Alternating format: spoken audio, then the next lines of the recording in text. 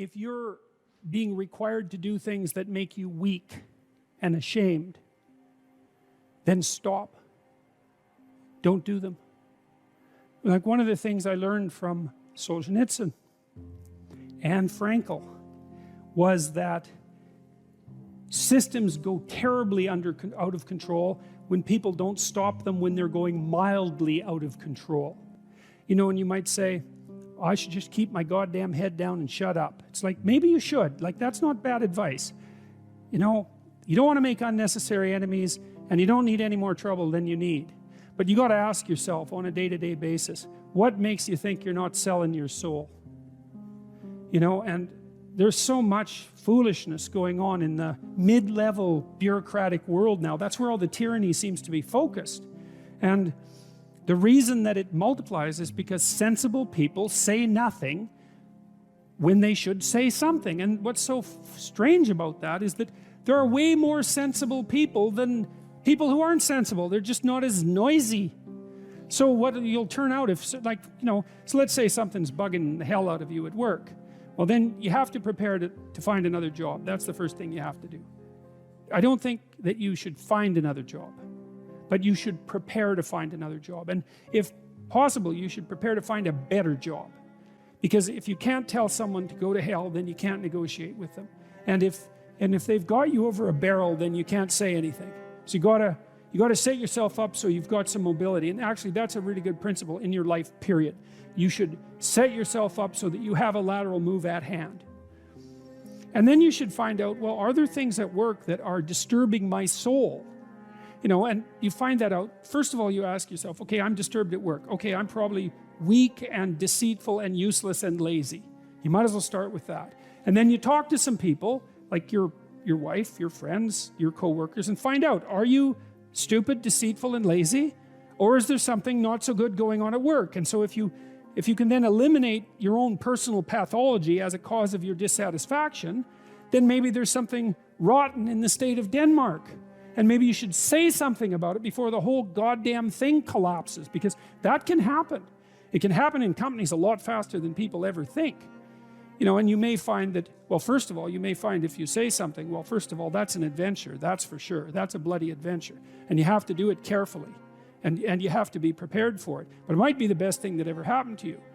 And the other thing is, if you're careful about it, you get your words right. Like, and this is strategic battle, right? It's not something you wander into carelessly. Then you may find that there's lots of people who feel exactly the same way you do, and that you've actually cottoned on to something. You're a canary in a coal mine, and not just some like psychopathic mouthpiece. So you got to ask yourself when you go and do what you do, like, is this making you stronger? Is this making you weaker? And if it's making you weaker, then you got to ask yourself, do you really want to be weaker? Because the weaker you get, the more you're tyrannized. And then worse than that, like the weaker you get, the more bitter you get. And the more you'll work towards terrible things, the more you'll snap at your wife, the more you'll kick your kids, you know. Like, it's no joke to be tyrannized at work. And so I would say you have an ethical responsibility as a citizen to forthrightly confront creeping tyranny no matter where it occurs. And part of what we're learning, I would say, from these stories, if we're learning anything at all, is that if you're aimed at the good, which is a question you really got to ask yourself, you know, if you're genuinely aimed at the good, then take heart, because you're a lot stronger than you think.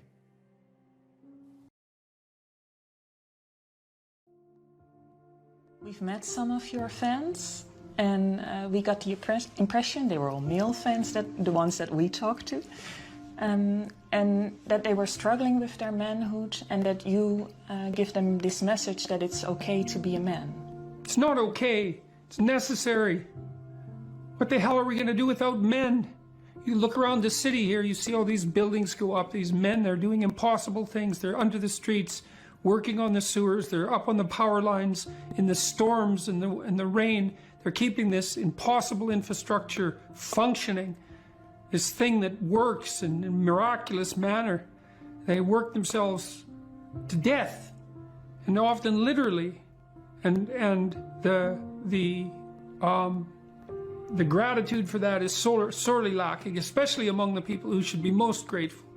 You see university professors, especially of the social justice bent, who are among the most protected and privileged people that the world has ever produced. They take everything they have for granted, failing to understand entirely that there's a massive infrastructure of unbelievably hardworking, solidly laboring, working class men breaking themselves in half on a regular basis, making sure that everything that always breaks works. And so a little gratitude for that is in order. And it's very useful to tell everyone, not just men, that they have an important role to play, a necessary role, and that if they act properly and honestly and forthrightly, that they can put their lives together and they can help their families and they can make their communities better, and that that's not toxic masculinity, that appalling phrase. It's what keeps the world going round.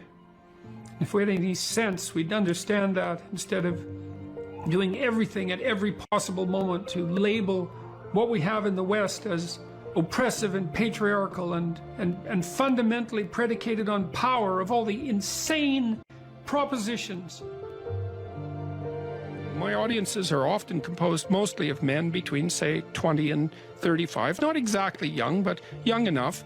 And they're desperate for a discussion about responsibility and fair play and noble being and working properly in the world, and the idea, and to hear the idea that their lives actually matter, that if they straighten themselves up and fly right, that they'll have a beneficial effect on themselves and their family and the community, and that the world is starving for that. And for them as individuals, not for them as a group, but for each of them as individuals.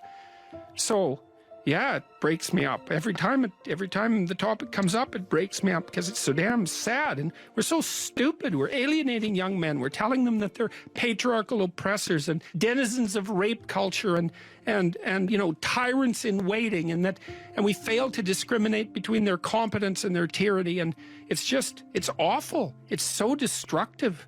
It's so unnecessary, and it's so sad. And so whenever I think about it, especially because of all that I've seen of it, it makes me sad, like deeply. It's so sad. You could think, even as an exercise, you could think, well, what qualities of a human being do I find admirable? You have to ask yourself that, in a sense. You can't really think about it. There is a difference between asking yourself a question and thinking about it. You know, because it's more like, when you're asking yourself a question, it's contemplative. It's like, well, what do I find admirable? It's a question. You don't know. And if you're fortunate, and this happens quite regularly, an answer will float up from wherever the hell answers float up, and you know, oh yeah, that's one, and you can write that down, and you get some idea of what your ideal is, you know, and you have one, likely, and what your counter ideal is.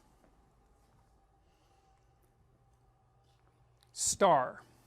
Well, to wish upon a star is to raise your eyes above the horizon, and to focus on something transcendent that's beyond you, to focus on the absolute, we could say, to focus on the light that shines in the darkness. You know, a star is, people wear diamonds because they're like stars, or they're like the sun, and they're pure and perfect, and they glitter. And so there's something about the light too. There's something about a source of light. It's a source of illumination and enlightenment, and the light that shines in the darkness is a deep metaphor, right? It's what you want. You want a light to shine in the darkness, and so the star has all that. And so people wish upon a star because they have some intuition that aiming above the mundane has the potential to transform themselves. They make a wish. Well, if you're going to make a wish, you should aim at something high, and even just aiming at that is more likely to make the wish come true. And this is not metaphor. You know, I have this program which you guys are going to do called the Future Authoring Program.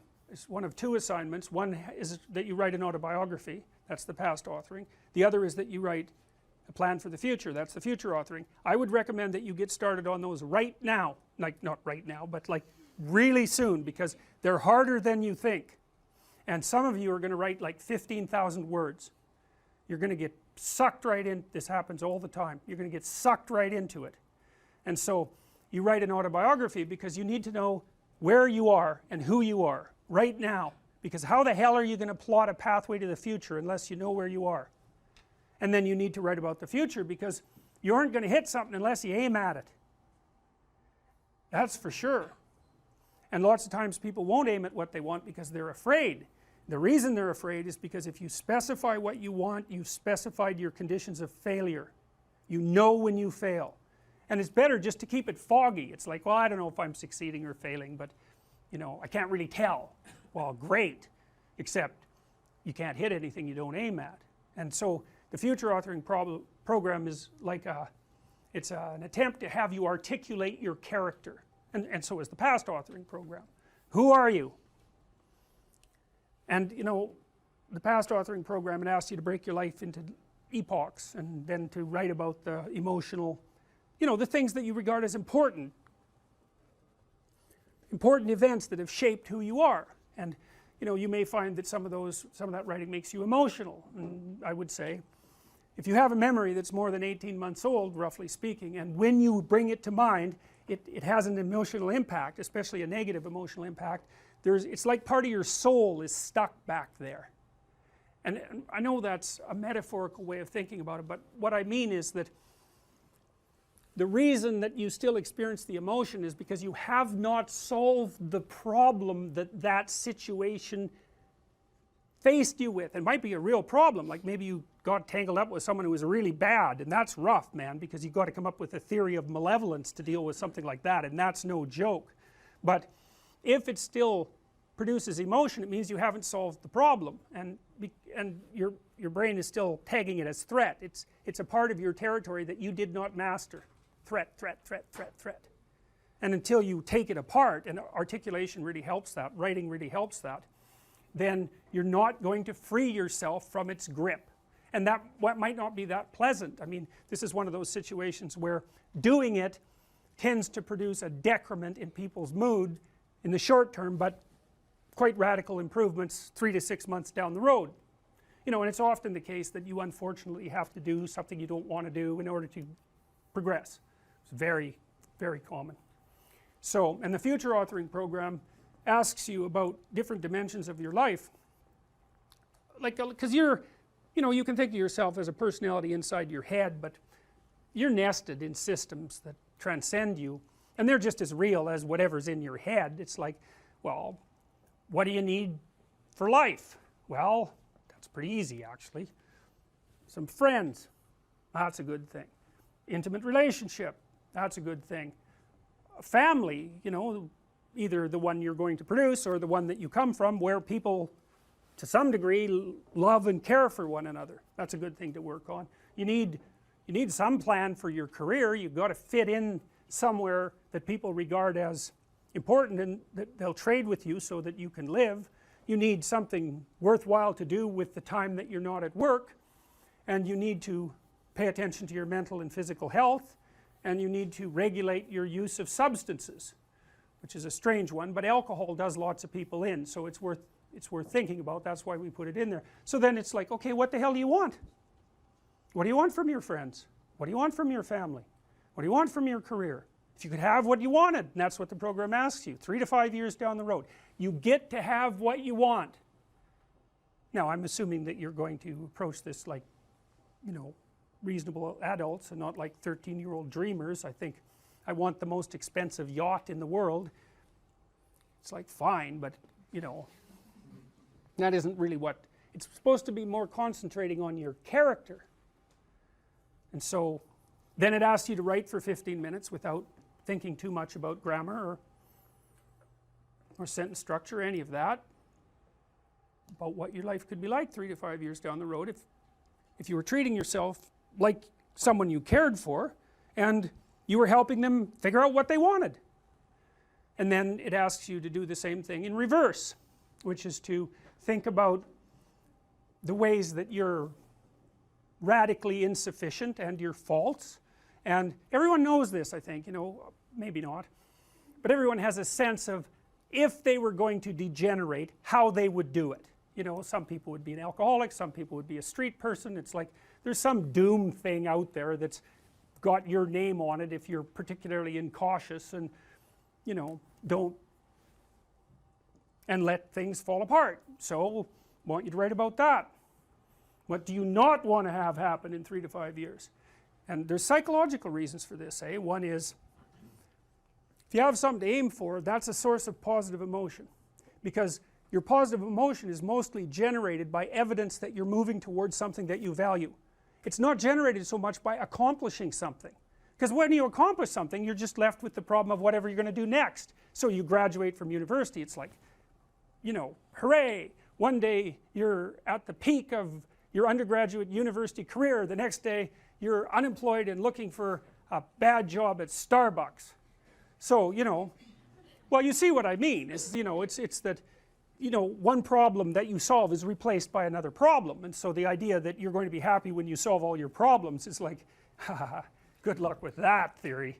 But, you know, if you're aiming at something worthwhile, and you really believe it's worthwhile, and you've thought it through, you know, so that you're not weak, you've got your damn arguments mustered, then when you make progress, even a little bit, you think, hey, that's all right, and you get a little kick, you get a little dopamine kick, and that's what you want, because that's where your positive emotion comes from. You can use cocaine if you want, but but you know, that tends to have relatively detrimental medium to long-term consequences, but it activates the same system. So you have to be aiming at something, and you should be aiming at something that's realistic, that you want, that you could get, you know, like not easily, because if it's easy, in some sense you've already got it. It's got to push you, that's part of the pleasure actually, because there's two things that you want to do when you're pursuing something that's important, and one of them is to get the thing that's important, but the other is to make yourself better at pursuing things, right? So you can get both of those at the same time. You're aiming at something and you're increasing your competence. It's like, that's a good deal, that's a good deal, and there's a lot of intrinsic meaning to be felt in that. And then the second half of the program, you write out a plan for how you're going to do it, and how you're going to keep yourself on track, and you're going to write about why it would be good for you if you did this, and why it would be good for your family, and what possible benefits it would have to the community, you know, because you want to nail this thing down, and then you want to figure out what kind of obstacles are going to come up, and how you might overcome them, and how you might keep yourself on track, and all of that. And we know, because we've actually done a lot of research on this particular program, that if university students do this, and this is more true if they're not too well oriented to begin with, if university students do this, they're about 25% less likely to drop out, which is a lot, and about their grade point average increases about 20%. So hooray for that, you know, because you never know when you develop an intervention if it's going to work. There's also evidence, but not from my lab, that doing such things improves your physical health, and I think the reason for that is that, you know, when you go over your autobiography and you scour out those negative places that you're sort of dragging along with you, it lowers your overall stress load, because your brain is kind of, I think it's calculating how dangerous the world is by attending to the ratio of successes to failures that you've had in your life, something like that. And so, you know, if there are holes in your map that you could still fall through, then your brain regards the territory still as a bit on the dangerous side, and then you're more prepared for emergency action, and that's hard on you. So you want to go back there and fix up those experiences. You write in the book, there is no faith and no courage and no sacrifice in doing what is expedient. What do you say to those viewers that don't pursue their dreams and are locked in their careers because they are too afraid to take risks and pursue something meaningful? Well, the first thing I would say is, well, you should be afraid of taking risks and pursuing something meaningful. But you should be more afraid of staying where you are if it's making you miserable. You're paying a price by sitting there being miserable. You might say, well, the devil I know is better than the one I don't. It's like, don't be so sure of that. The clock is ticking. Yeah, and if you're miserable in your job now and you change nothing, in 5 years you'll be much more miserable and you'll be a lot older. But isn't it a luxury to pursue what is meaningful? Our viewers have mortgages, they have children, they have payments and loans. It's a luxury to pursue because we lack the resources. Well, I don't remember now, I'm not talking about what makes you happy. It's a luxury to pursue what makes you happy. It's a moral obligation to pursue what you find meaningful. And that doesn't mean it's easy. It might require sacrifice. If you need to change your job too, let's say you have a family and children and a mortgage, you have responsibilities. You've already picked up those responsibilities. You don't just get to walk away scot-free and say, well, I don't like my job, I quit. That's no strategy. But what you might have to do is you think, well, this job is killing my soul. All right, so what do I have to do about that? Well, I have to look for another job. Well, no one wants to hire me. It's like, okay, maybe you need to educate yourself more. Maybe you need to update your curriculum vitae, your resume. Maybe you need to overcome your fear of being interviewed. Maybe you need to sharpen your social skills. Like, you have to think about these things strategically. If you're going to switch careers, you have to do it like an intelligent, responsible person. That might take you a couple of years of effort to do properly. We're built for struggle, us human beings. We're built to contend with the world. We're built to contend with reality. You want a challenge, and the best way that you can take on a challenge, because a challenge fortifies you. So you don't want to be secure, you want to be strong. And you get strong by taking on optimal challenges. And so you lay out your destiny in the world, and you take the slings and arrows of fate, and you make yourself stronger while you're doing so. And you might fail, and fortune might do you in, but it's your best bet. And, you know, people have extracted unbelievable successes out of catastrophic failures. And so, and I'm not saying that in a naive way. I know perfectly well what happens to people. You know, you're doing fine in life and then you get cancer, and then 6 months later you're dead. And all the heroism in the world isn't going to save you at that point. But that's not the point. That's not the point. Life is bounded by mortality. But that doesn't mean that you don't get out there and contend. And you develop by contending, and you minimize the net amount of suffering in the world. And that's something, man. That's something to do.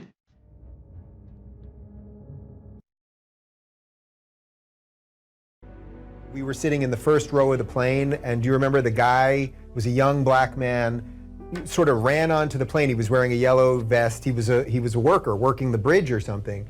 And he came up to you and he said, I'm not supposed to be on the plane right now. I'm not supposed to say anything, but you helped me turn my life around. I got this job because of you. And what I remember more than anything else is this, he had this huge smile on his face. But it wasn't because you told him to go out there and be happy. It was because you told him to go out there and fix some stuff. And I think that's exactly what you're talking about right now. Those experiences are so life-sustaining. It's so remarkable to have that happen, and that's something I've been immensely privileged to constantly experience, although there's also something about it that's extremely painful. You know, the magnitude of that joy is sort of proportional to the obstacles it had to overcome while it was attempting to manifest itself. You know, and one of the things I'm sure you saw on the tour, and I don't know how this affected you, was the depth of hunger for encouragement that exists everywhere, as far as I can tell. And everyone wants to be appreciated when they bring their best to the table. That's why the current assault on merit is so unbelievably brutal, because it will deny everyone the right to be appreciated for being their best. And well, you might ask, well, when does the best become your enemy? And that's easy. It's when you flee from it. If you want to make yourself articulate, which is a very good idea, then not only should you read, but you should write down what you think. And if you can do that a little bit every day, 15 minutes, maybe you could steal 15 minutes and do it every day. But if you do that for 10 years, you really straighten out your thinking. If you're going to speak effectively, you have to know way more than you're talking about, you know. So this is often difficult for beginning lecturers at university, because they'll do a lecture on a topic, but they only know as much as they're saying in the lecture. And they get kind of stuck to their notes because of it. But you want to know 10 times as much as you are saying in the lecture, and then you can specify a stepping path through it and elaborate with the other things that you know. But to do that, you have to do a lot of reading. But you also have to do a lot of reading, because that's where the synthesizing comes. So that's on the input side. And then on the output side, well, there's some techniques, let's say, is like if you're speaking in front of a group, You are not delivering a talk to a group. That's not what you're doing. The talk isn't a packaged thing that you present to a group. There isn't a group. There's a bunch of individuals, and you talk to them. So when I talk to a group, I always talk to people one at a time. And that makes it easier too, because you know how to talk to a person. It's like, can you talk to 1,000 people? Well, probably not, because it's too intimidating. But there isn't 1,000 people there. There's 1,000 individuals. And so you just look at an individual and you say something, and you can tell if they're engaged. They look confused, or they look interested, or they look angry, or they look bored, or maybe they're asleep, in which case you look at someone else. And they give you feedback about how you're doing. And so one thing is to have something to say, yeah, but the next thing is pay attention to who you're talking to. Because unless you're very badly socialized, and that seems unlikely in your case, because you present yourself at least moderately well, and well, I mean, I don't know you very well, but on first sight, you're doing fine. So the probability that if you pay attention to the individuals that you're talking to, that your natural wealth of social skill will manifest itself is extremely high. And so you don't deliver a talk to an audience. That's a really bad way of thinking about it. You're actually engaged in a conversation with an audience. Even if they're not talking, they're nodding and shifting position and looking like this, and you can pull all that in and use it to govern the level at which you're addressing the entire audience.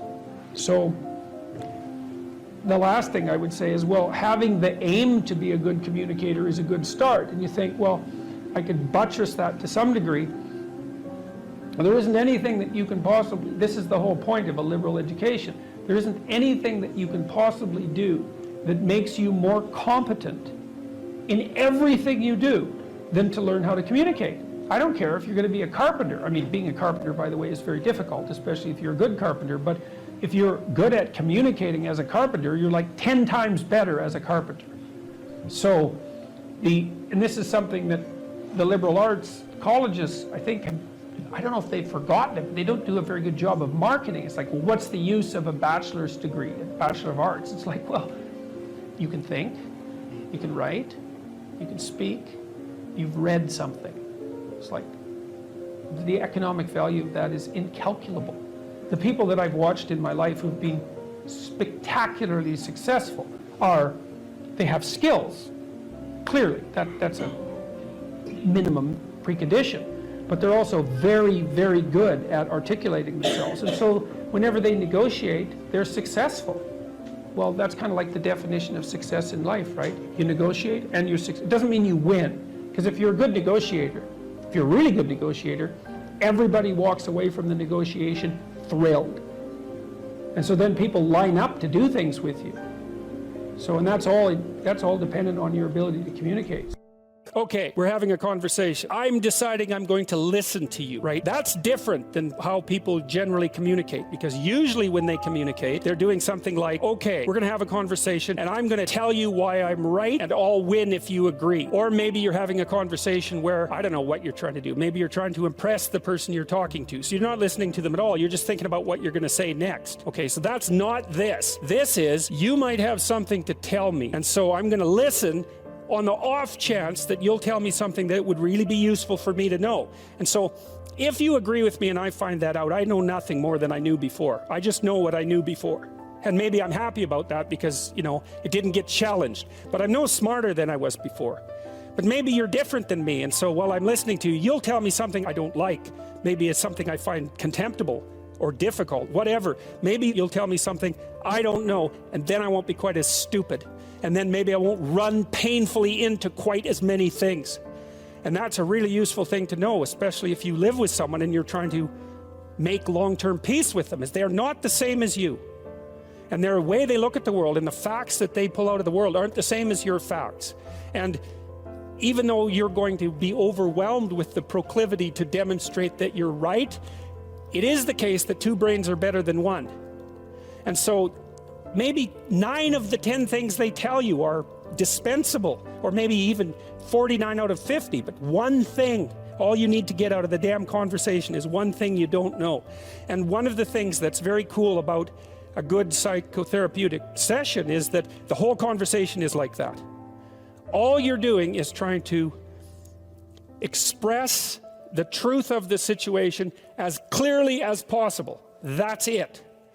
And so now Roger's proposition, and I'll tell you why he derived it, was that if you have a conversation like that with someone, it will make both of you better. It'll make both of you psychologically healthier. So there's an implicit presupposition that the exchange of truth is curative. Well, that's a very cool idea. I mean, it's a very deep idea. It's the idea upon which Western civilization, although not only Western civilization, is actually predicated. The idea that truth produces health. But for Rogers, that was the entire purpose of the Psychotherapeutic Alliance. You come to see me because you want to be better. You don't even know what that means necessarily, neither do I. We're going to figure that out together. But you come and you say, look, things are not acceptable to me, and maybe there's something I could do about that. So that's the minimal precondition to engage in therapy. Something's wrong, you're willing to talk about it truthfully, and you want it to be better. Without that, the therapeutic relationship does not get off the ground. And so then you might ask, well, what relationships are therapeutic? And the answer to that would be, if you have a real relationship, it's therapeutic. If it isn't, what you have is not a relationship. God only knows what you have. You're a slave, they're a tyrant, you know, you're both butting heads with one another. It's a primate dominance hierarchy dispute. Oh, I don't know, you're like two cats in a barrel or two people with their hands around each other's throats. But what you have is not a relationship. One of the things I try to do in my therapeutic sessions is, first of all, to listen, to really listen. And then, while I listen, I watch. And while I'm listening, things will happen in my head. You know, maybe I'll get a little image of something, or I'll get a thought or a question will emerge, and then I'll just tell the person what that is. But it's sort of directionless, you know, it's not like I have a goal, except that we're trying to make things better. I'm on the side of the part of the person that wants things to be better, not worse. And so those parts of us have a dialogue, and the consequence of that dialogue is that certain things take place, and then I'll just tell the person what happened. And it isn't that I'm right. That's not the point. The point is that they get to have an hour where someone actually tells them what they think. Here's the impact you're having on me. This is making me angry. This is making me happy. This is really interesting. This reminds me of something that you said an hour ago that I don't quite understand. And the whole point is not for either person to make the proposition or convince the other that their position is correct, but merely to have an exchange of experience about how things are set up. And it's extraordinarily useful for people, because it's often difficult for anyone to find anyone to talk to that will actually listen. And so another thing that's really strange about this listening is that if you listen to people, they will tell you the weirdest bloody things so fast you just cannot believe it. So if you're having a conversation with someone and it's dull, it's because you're not listening to them properly, because they're weird. They're like wombats or albatrosses or rhinoceroses or something. Like, they're strange creatures. And so if you were actually communicating with them and they were telling you how weird they really are, it would be anything but boring. And you can ask questions. That's a really good way of listening. But one of Roger's points is, well, you have to be oriented properly in order to listen. And the orientation has to be, look, what I want out of this conversation is that the place we both end up is better than the place we left. That's it. That's what I'm after. And if you're not after that, you got to think, why the hell wouldn't you be after that? What could you possibly be after that would be better than that? You walk away smarter and more well-equipped for the world than you were before you had the conversation, and so does the other person. Well, maybe if you're bitter and resentful and angry and anxious and, you know, generally annoyed at the world, then that isn't what you want. You want the other person to walk away worse, and you too, because you're full of revenge. But, you know, you'll get what you want if you do that. So we know from our research that such empathic understanding with a person, not about him, is such an effective approach that it can bring about major changes in personality. Some of you may be feeling that you listen well to people and that you have never seen such results. The chances are very great that you have not been listening in the manner that I've described. Fortunately, I can suggest a little experiment that you can do to test the quality of your understanding.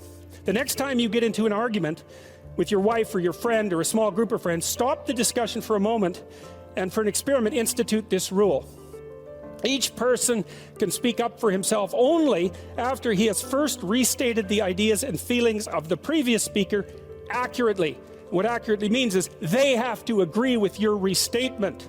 Now that's an annoying thing to do, because if someone is talking to you and you disagree with them, the first thing you want to do is take their argument, make the stupidest possible thing out of it that you can, that's the straw man, and then demolish it. It's like, so then you can walk away feeling good about it, and you know, you dominated them really nicely.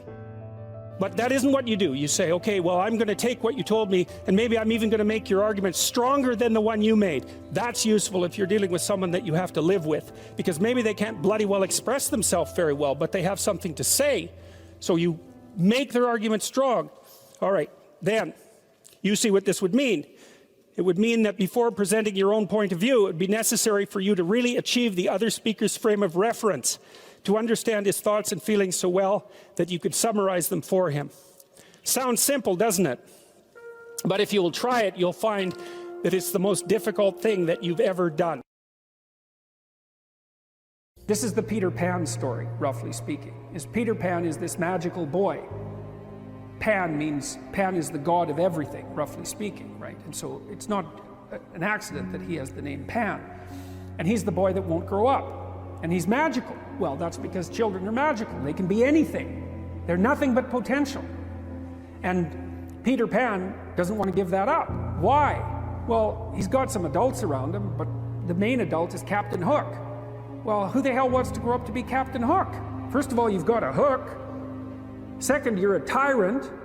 And third, you're chased by the dragon of chaos with a clock in its stomach, right? The crocodile. It's already got a piece of you. Well, that's what happens when you get older. Time has already got a piece of you. And eventually, it's got a taste for you. And eventually, it's going to eat you. And so Hook is so traumatized by that he can't help but be a tyrant.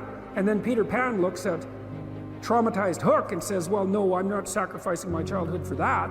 So that's fine, except he ends up king of the Lost Boys.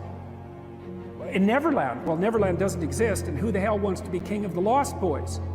And he also sacrifices the possibility that he'll have a real relationship with a woman, because that's Wendy, right? And she's kind of conservative, middle-class, London-dwelling girl.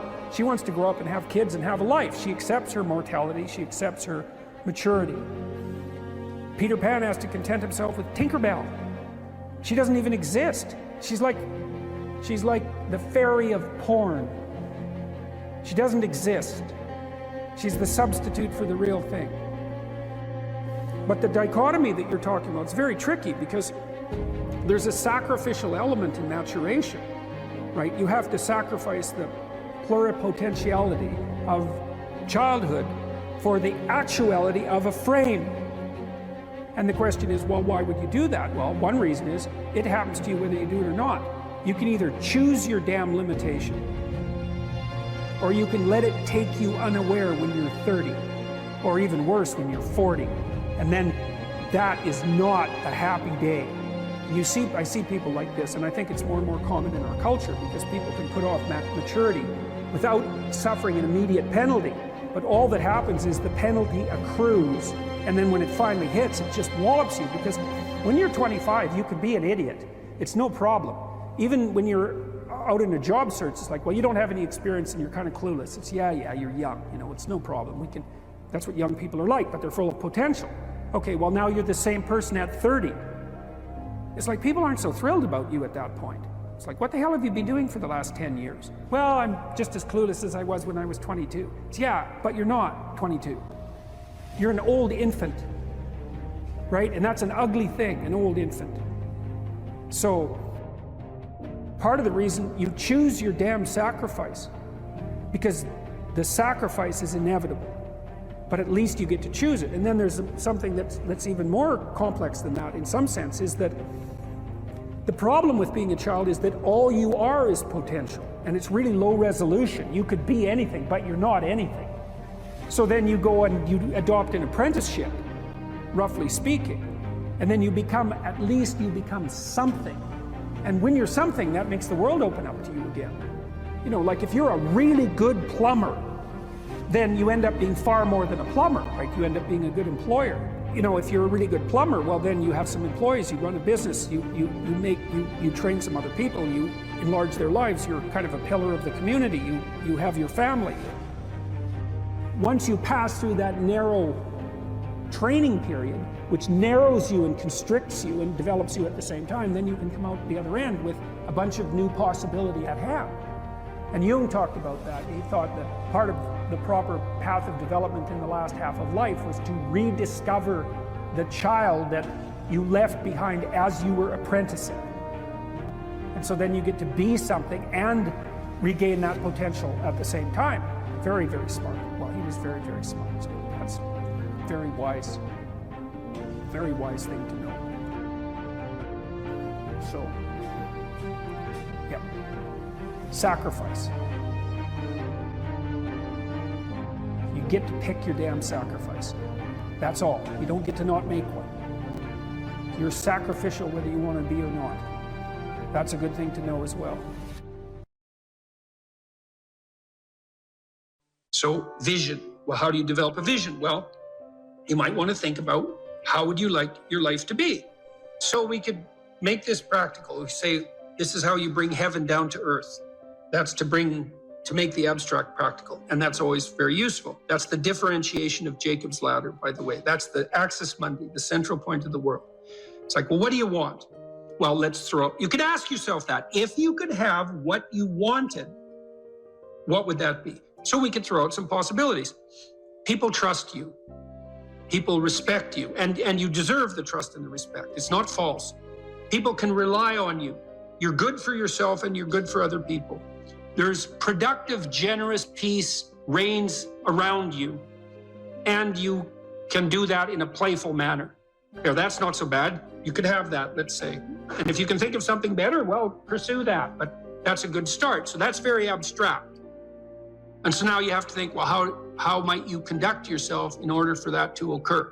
Now, one way of approaching that is to differentiate it. You might say, well, what's the purpose of my life? It's a pretty abstract question. You're going to get a pretty general answer. Now, I could say, well, it's to be willing to adopt this spirit of challenge in relationship to life's vicissitudes. But it's still pretty abstract. So, well, yeah, but how do I go about doing that? Well, you have to differentiate it. That's the bringing of the divine message down into the realm of practical applicability. How do you make that principle real in your own life? Well, here's one way of doing it. Where do people find the significance in their life? So you could envision participating in this process. Well, what do people generally need and want? Well, here we can make a list. So this is, imagine we're taking that general principle. That's the golden cap of the pyramid. That's even the eye above the pyramid. That's another way of thinking about it. It's this superordinate principle, uniting monotheistic principle in some real sense. Now we have to differentiate it. Well, most people would like an intimate relationship.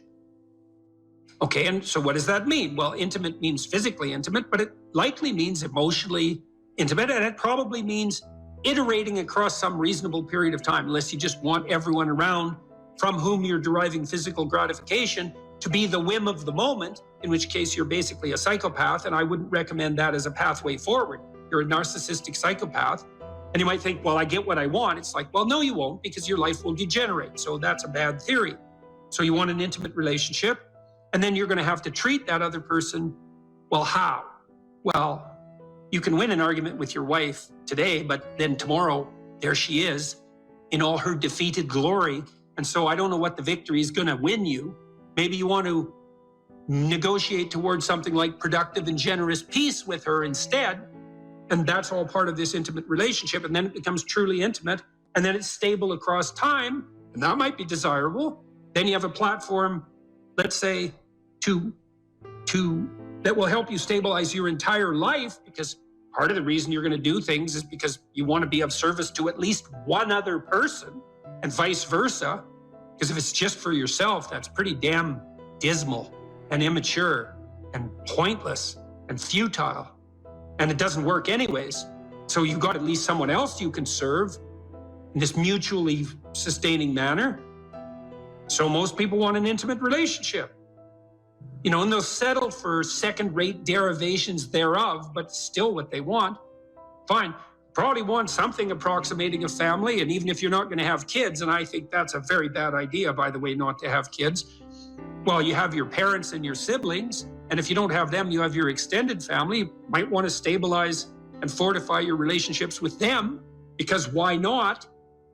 No, why not make peace with your father and your mother and your siblings if you can, and then you get to practice making peace, and then you have a family. That seems okay. And then you probably want some friends, so you could have a vision for your friendships. And what sort of people do you want around you? Well, I can tell you at a minimum, you want people you can tell bad news to, who are on your side during the times of bad news, who don't engage in competitive martyrdom with you. And you want people you can tell good news to, because they'll celebrate what you have to celebrate. And then you can do that mutually. And you want people to exchange your thoughts with, and you want people to play with. And you probably want that to iterate across time, because then you get to know each other and you can foster each other's development in a more profound manner then. And so you're going to be pretty miserable and not very sane without friends. So probably some friends aren't a bad idea. How about a job or a career? Well, why? Because the fundamental state of human being is one of deprivation, and you have to work to address that. So you have to work. And it could be a job, which is something you have to do because you're paid, but hopefully there's some vocational element to that, that you can find some deep intrinsic meaning in your work. And you can certainly do that if you're working with your hands. You can find a sustaining meaning in the responsibility you take in relationship to your job and your career. And then I would say also, if you're good at it, so you're skilled at what you do, plus you're a good team player, I don't care where you're working, it could become a real center of the world for you. You know, when I was a kid, 14, 15, 16, I worked in restaurants for years, and I really liked that. And that's a very complicated thing to do, to work in a restaurant. I was just a dishwasher and then a cook. As I moved up the ladder, let's say, and I learned to cook and I learned to clean and I learned to be hospitable and I learned to work in a complex, dynamic environment, because a restaurant is exactly that. And, you know, I got along with the people I worked with, and I came to work on time and I did my bloody job and I tried to do it right. And so most of the people who were my superiors, so to speak, were happy with me. They wanted me to be there and I wanted to be there. You know, it was still a pain when I was a kid sometimes to have to go to work when my friends were out, you know, drinking beer at the local river. And I might have wanted to do that instead. But fundamentally, immersing myself in that environment was positive in every sort of way and made me more responsible and mature. And I enjoyed it a lot. Many of the best memories I have from my adolescence in particular are the times I spent working in the restaurants that I worked in. And you can do that in a masterful manner. You know, there are great restaurants where you walk in and everything's perfect. It's so hospitable. Everyone is treating everyone else extremely well. The food is of immense quality. Like, that's a paradisal place. And you can work to make that. I don't care where you're working, you can work to make that happen. You can treat the people around you right. You can treat your customers right. You can shed your bitterness and your resentment. You can take on the lowly status of your beginner job as if it's also a field of unlimited opportunity, which it is if you can get your head around it. And then that can be part of the vision of your life. And then you can think about that job or career as something that unfolds and develops across time too. And if you make a commitment where you are locally, I don't care where it is, your opportunities are just going to multiply like mad. You know, so like if you're a short order cook at a restaurant, you have a single shift and you're a really good cook, you'll find pretty soon that the restaurant is much busier when you're cooking and that people are pretty damn happy to be there. And you'll get a reputation with your boss. If he or she has any sense and any greed of the proper sort whatsoever, they're going to recognize you. And then, you know, maybe you move from that restaurant to a restaurant with more possibility, or at least somewhere else with more possibility. And you can do that. I don't care where you are. If you have the opportunity to have a job and you're not working with people who are entirely tyrannical and pathological, if you make the right sacrifices in that position and you have the proper vision, which isn't based on resentment. Oh, why do I have to do this stupid job? It's like, well, it's going to be a stupid job if that's the attitude you have towards it. Instead, if you try to foster all the interpersonal relationships you have in that environment, you'll find that there's an infinite amount of possibility right there in front of you, like there always is. And so What else? Well, how about some education? You know, you're probably not as informed as you might be, and probably something interests you. It's like, well, why don't you delve into that a bit more and make something more of yourself? Educate yourself to the limits of your intelligence and make a plan for that. And you can do that formally, or you can do it informally. You can do it by reading. There's many great books, and they're not expensive. In fact, the greater the book, the less it costs, weirdly enough. And so you can just do that. You can make a plan. I want to read a book a month, or a book every 6 months, or a book a day. I don't care. Or I want to listen to a podcast a week, or something like that. It's like, expand yourself a bit. Have a plan to be educated. What else? What should you do with your time outside of work? Well, play a good game, right? Maybe you want to do something creative. If you're high in openness, that's probably what you want to do. Maybe you want to take on some civic responsibility and duty. That's what you might do if you're conscientious. Maybe you want to care for someone if you're agreeable. Or maybe you want a new domain for your ambition if you're more disagreeable. Maybe you want to work to make your family more secure. That would be a good way of constraining your trait neuroticism. Maybe you want to expand your social engagements. You're extroverted. It's like, fine, those are good things to do with your time outside of work. They're all matched to your temperament. You can mix and match and do a bunch of those things at once. You know, I used to talk to my students at the U of T and say, well, how much time, by your own definition, how much time do you waste a day? And the median, which is the most typical amount of time wasted, was always about 8 hours.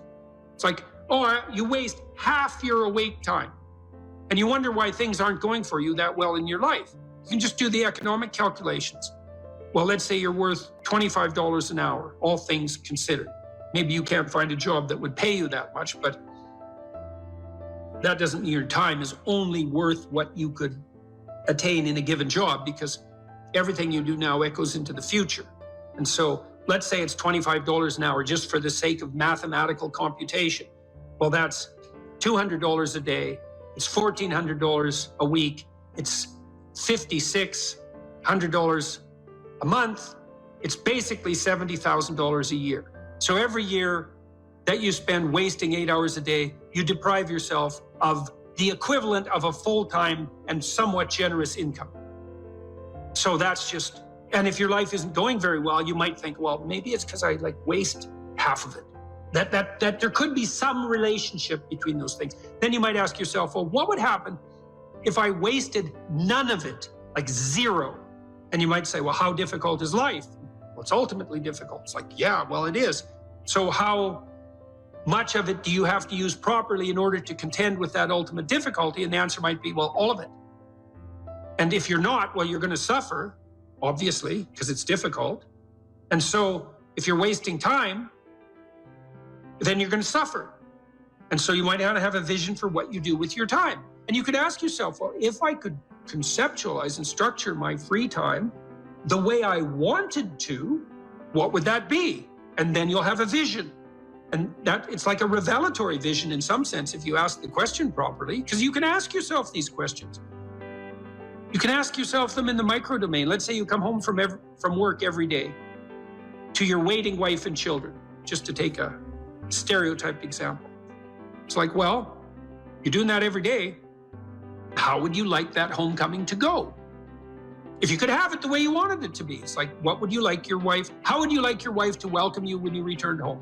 And then you could sit down and talk to her. It's like, I come home every day. That's every day. That's like 15 minutes of every day. That's an hour a week. It's 50 hours a year. It's 1 work week. It's 2% of my life. It's like, how do I want to be welcomed when I come home? And your wife might say, well, how do I want you to welcome me when you come home? You might think, yeah, well, maybe we could get both of those right together. And then we could be welcomed in a way that was really good for both of us. What would that look like? Well, you know, I'm tired when I get home. And she might say, well, I'm tired too, because I've been taking care of the kids all day. And he might say, well, I don't want to hear about every problem that happened at home the second I get in. And she might say, well, I don't want to hear about all your problems at work right away either. It's like, okay, but we do need to talk through the problems. It's like, yeah, that would be helpful. So, you know, when I come home, why don't I say, honey, I'm home. And why don't you come and give me a hug? And why don't we notice for a moment that we're happy to be together, which is why we got married to begin with. And we could appreciate the fact that we're together. And then maybe we could have something to eat. And we can figure out how to arrange that. And then maybe we could sit for 15 minutes and talk about what happened during the day. And that could be our routine. It's like, well, what do you think of that? Well, here's how I'd modify it. It's like, okay, let's modify it that way. Well, then we'll implement it and see how it works. And then it's like 2% of your life fixed. You do that 50 times, which isn't that many times. It's 100% of your life is fixed. And then when it's fixed, you can even make it better. And doing that 50 times is just not that much. And lots of things iterate, right? You do the same thing every day. You get those things you do every day right, man, you're on the way to having your life together. That's the ritualization of time and space in some real sense. And the application of what's essentially a religious attitude to all the elements of your life that you might otherwise regard as mundane. Oh my God, I have to do the same thing every day. It's like, hey, that's your life, man. The things you do every day. Get those things right.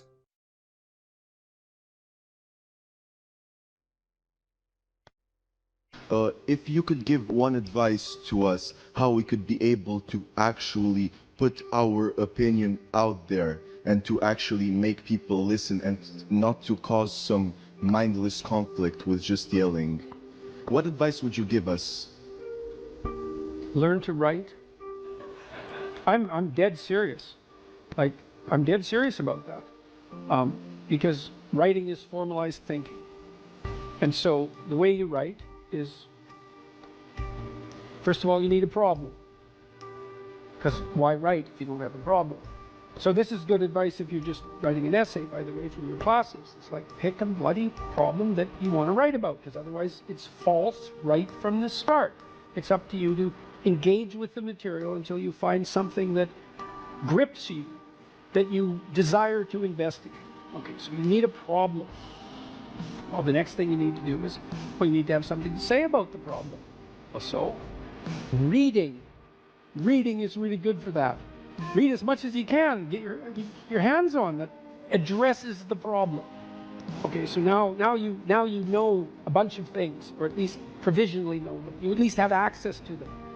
Well, now you start sorting through it. It's like, okay, well, maybe I need to summarize what I've learned, and then I need to iron out the contradictions between what I've learned, and I need to elegantly formulate that, and I need to get my word choice right, and my phrase choice right, and my sentence choice right, and I need to organize the sentences into proper paragraphs, and the paragraphs into proper sequence so that I have a coherent argument. And at the same time, what you're doing is you're integrating your own personality at the highest and most abstract level of organization, and you're sharpening your tools, and you're putting yourself straight because you're learning to think. You learn to do that by writing. And so I would say, pick some hard problems and learn to write very, very carefully. And when I say pay attention to the word, I mean that. Pick the right words. Organize them into the right phrases. Get your sentences straight. Like when I wrote my first book, Maps of Meaning, I believe I wrote every sentence in that book 50 times. 50 variants of every sentence. I read it once, I read it again, I read it again, I read it again, and I have a little competition. Which sentence is better? Which sentence is better? I pick that sentence. Do the same with the paragraphs. Over many, many years, you hone your words. They're the most powerful thing about you, bar none. If you are an effective writer and speaker and communicator, you have all the authority and competence that there is. And so you're at university. Maybe you're taking a humanities degree. Well, what's the humanities degree for? To teach you how to think. You learn to think by writing. Now there's more to read, to speak, and all of that. But the best thing you can do is read and write every day. A couple of hours every day.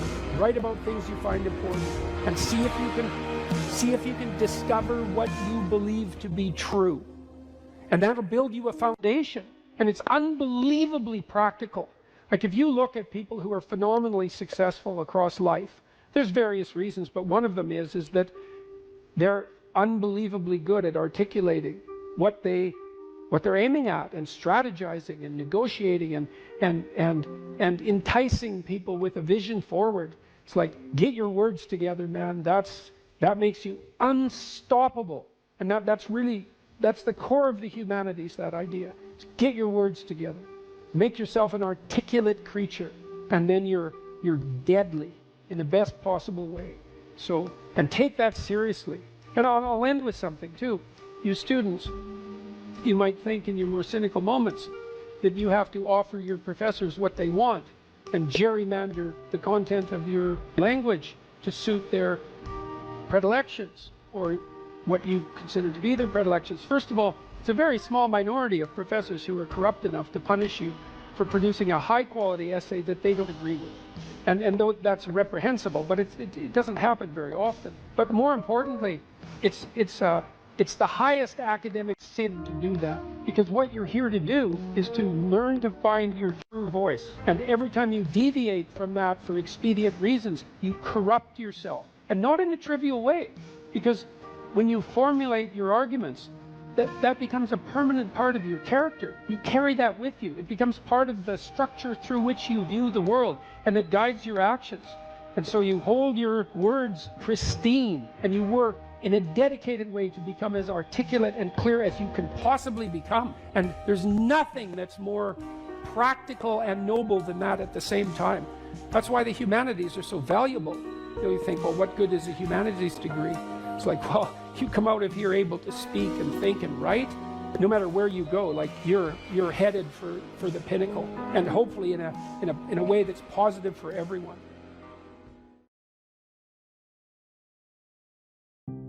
I don't know what the hell you should do with your life. I can help you figure it out, maybe. We can talk about it, but you are the person who has to decide if the things that you're aiming for, get you out of bed in the morning. And then you got to specify the transformation processes and start practicing them. And you have to understand that you're going to be bad at it, but it doesn't matter, because bad's fine. Persistent is what you need to be. If you persist, with tiny improvements, if you persist, you win. It's direction that produces primary positive emotion. And so if you need positive emotion to move through life, which you do, because you can't even move without positive emotion, and also positive emotion is a good bulwark against terror and pain. If you need those things, then you need direction, you need a goal, you need a value structure. You let all that nonsense burn away. And you might say, well, I don't know what I should leave behind. And the answer to that is, that's a lie. All you have to do is ask yourself. You'll come up with a list instantly of 100 stupid things that you're doing that you know you could stop doing. Take on the consequences of error and learn from it, and then you win constantly, because even if something goes sideways, you think there's something to be derived from this. When you're in the world and something objects to you, something that matters objects to you, then in the entire unrealized world is in that thing that objects. It's all tangled up inside it. That's why it's the great dragon of chaos. It's everything that's outside of your conceptual structure. And what is that? It's everything that lurks outside of your walled city. And it's manifested itself like the snake in the garden. And the easiest thing to do is say, I'm not having anything to do with that. But the problem with that is, well, you get your C- and you don't do anything about it. Maybe you're a little bitter and more resentful, and your study habits get a little worse. So the next time you get like a D+. And then you collect a bunch of Fs, and then you stop going to school, and then you stop showering, right? Then you end up jumping off the bridge. And so that's how the dragon eats you when you don't pay attention to it. And so it's no bloody wonder that people avoid, It's really no wonder that they avoid, because error messages contain within them the implicit world. Now, the upside of that is, well, they contain within them the implicit world. And the world isn't all negative. And so maybe you get your C-, and that's actually the best gift you ever got, because somebody finally took you and went, whack, clue in. And so you take that apart and you think, oh, I don't know how to write. I don't know how to think. I've never read anything in my life.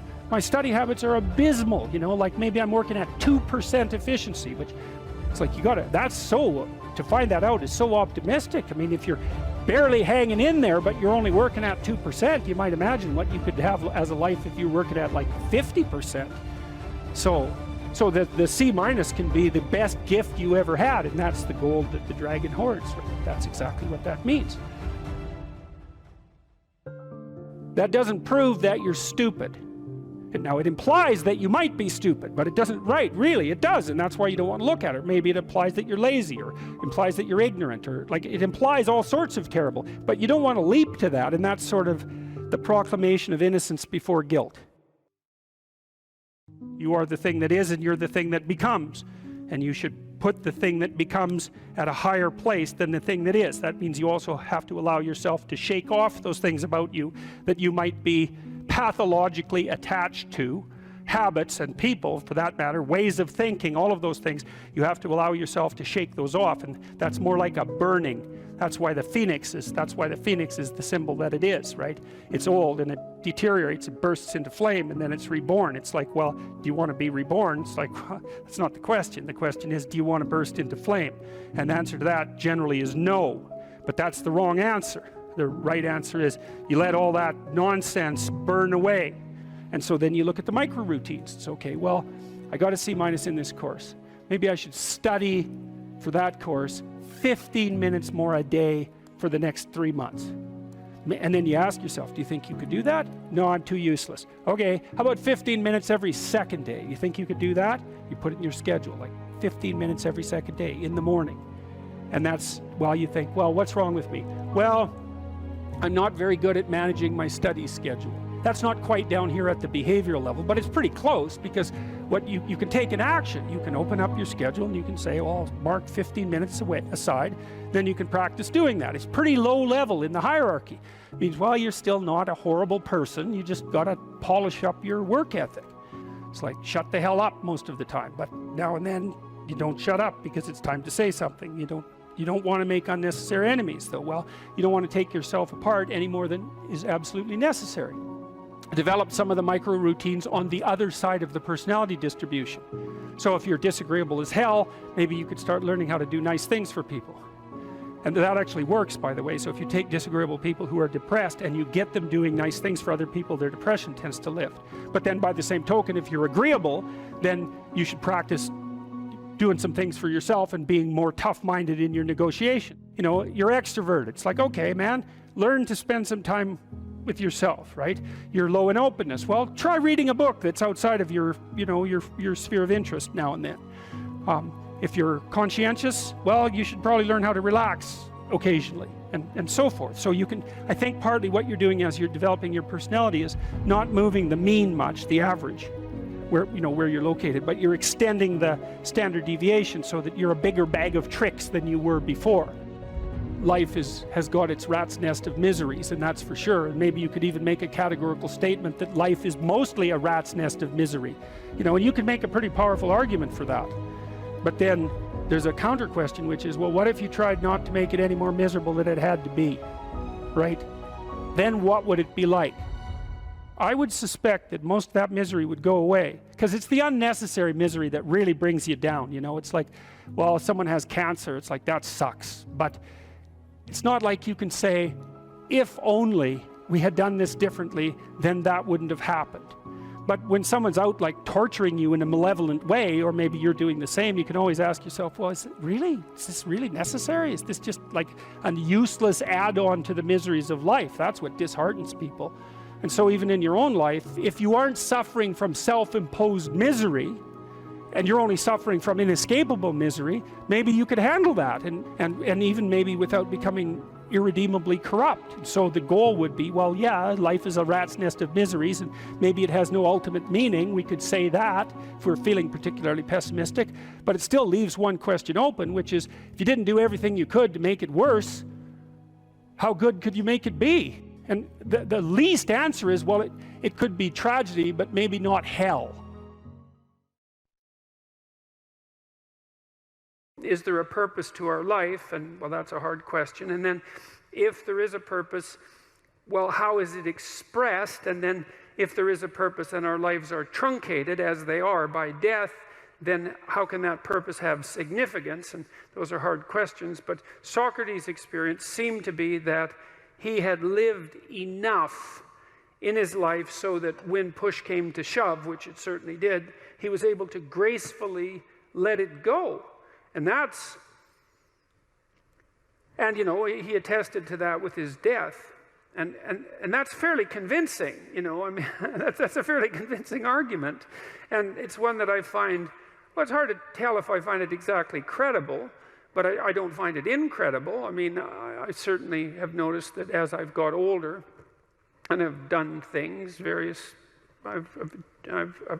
what would you say, accomplished isn't exactly the right word. I've participated in many things that I'm pleased to have participated in them, but wouldn't necessarily go back and participate in them again.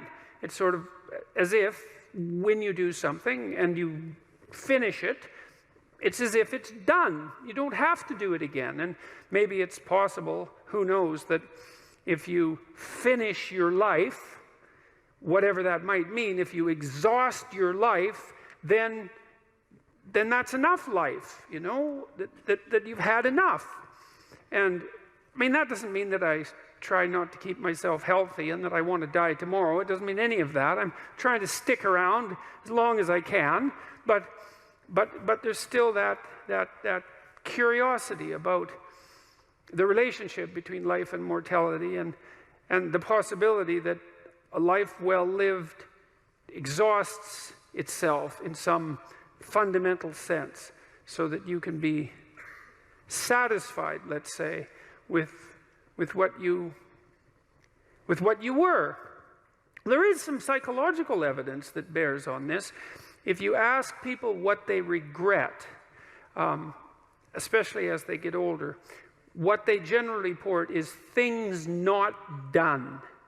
So they don't regret so much mistakes they've made, although of course people obviously regret mistakes they've made as well. So they don't exactly regret sins of commission, right? Errors that they've actively made. They torment themselves for opportunities that had presented themselves that they did not, let's say, exploit or engage in. And I think that's worth thinking about too, because one thing that I have become convinced about with regards to human consciousness, which I think is equivalent to the spark of divinity in some sense that our fundamental stories insist has been placed within us, is that human consciousness is that faculty that confronts potential itself. I think there's good neurological evidence for this, by the way, for those of you who are scientifically minded, because we build circuits within us for habitual action that we've practiced many times that seem to run in a very deterministic fashion. And we are a strange combination of deterministic and non-deterministic as far as I can tell. But what our consciousness seems to be for is to encounter those things that we have not yet encountered. And those things that we have not yet encountered seem to me to be those things that have not yet been brought into being. And so you could say that what our consciousness is for the encounter with potential. You know, that our consciousness is it's not for the past, it's not even for the present. It's to transform the future into the present. And really that's what our consciousness does. When you wake up in the morning, you have a new day ahead of you, and the day could take you in very many directions. And the weeks and the years, all of that can take you in very many directions. And you have some apprehension about what those directions might be. You have some apprehension about what role your choices might make in transforming that potential into one form of actuality or another. I mean, you certainly know that there are dreadful mistakes that you might be very tempted to make that would produce all manner of hell around you and still be tempted to do it. It seems like it's sitting there right in front of you as a possibility. You also know that, you know, you could haul yourself up out of bed and attend to your duties and do the sorts of things that you're supposed to and set a few things right that day and that week, and that likely things would at least not be worse, and they would probably be better. And I do believe that I don't understand how this can be the case. I don't understand how it is that consciousness can function in that way, because I think to understand that, we would have to understand what it means for the future to be only potential rather than actuality, and who the hell understands that? I mean, no one. And then we'd have to understand how it is that our conscious choices and our conscious ethical choices transform that potentiality into actuality, into reality, into the present and the past. And we certainly act as if we believe that that's what we do. We upbraid ourselves. For example, when we do a bad job of it, we're upset with our children and those we love if we don't believe that they're living up to their potential. We're guilty and ashamed when we make choices that we feel are inappropriate. We understand to some degree that the manner in which time lays itself out has something to do with the ethics of our choice. And again, I would say that's a very deep idea. I think it's the most true idea I know. It's very emphasized, that idea emphasized in ancient religious stories such as those that are outlined in Genesis, or in Genesis with its strange insistence that, you know, God is that which brings order out of chaos, formless potential, generates the world out of formless potential, and that we're somehow made in that image, which seems to me to be the case. And that the proper way, by the way, to go about acting in that image is to act in relationship to the potential that confronts you with truth and with courage, with careful articulation. That's the logos. And that if you do that, then what you bring forth is good. I have no direction or goals in my life at the moment. What can I do to regain my compass in life? Well, you talked about that a little bit in your intro. So there's this line in the New Testament, which is kind of mysterious, you might say. But it's really an instruction set. And the line is approximately, knock and the door will open, ask and you will receive, seek and you will find. And you think, well, no way, that can't possibly be true. But it's true if all of that is undertaken seriously. So one of the things that Tammy and I learned to do when we were trying to adjudicate our arguments, and we both tried to abide by that, was like, if I'm upset with her, let's say, it's clearly because she's done something wrong. One of the things that I'm required to do is let her know what my conditions for satisfaction are. It's like, what do I want? And I have to be able to tell her. And I might object, well, if you loved me, dear, you'd know what I want. And people say that to each other all the time, and they should immediately get slapped for that. It's just like, I'm too stupid to know what I want, let alone figure out what you want. You don't even know what you want. So it's good to kind of clue your partner in. Here's what I would, now that doesn't mean once you let the person know that they're necessarily going to deliver it, but they might, especially if you also allow them the luxury of doing it stupidly and badly, at least to begin with. You know, your wife might tell you, when I put some effort into getting ready to go out, I'd like you to say something nice. It's still a bit vague. It's like, okay, dear, exactly what would you like me to say? Well, that's an annoying thing for your wife to have to think through, and it's annoying for you maybe to have to mouth those words, but, you know, you could do it stupid and badly 20 times and maybe get a little expert at it, and by the 100th time, you're like world expert at compliment deliverer, and you can encourage her to pursue her interest in attire, let's say, and why isn't that a good thing for both of you? And so, but that's all dependent on whether or not you're willing to let yourself know what you want. And that's all dependent on whether or not you're willing to ask. And so one of the things you can ask yourself, and this is very useful, is what would your life have to look like in order for it to justify itself to you? And so why would I put it that way? Well, your life is hard. It's full of suffering. It's full of malevolence, for that matter. It's full of malevolent suffering. That's coming for sure. And that's a heavy burden to bear. And you might say, well, it's so heavy that nothing at all could possibly justify it. And I think that's not a productive attitude. I think if you watch your life, you see that there are things that will grip you that do appear to justify the weight of existence.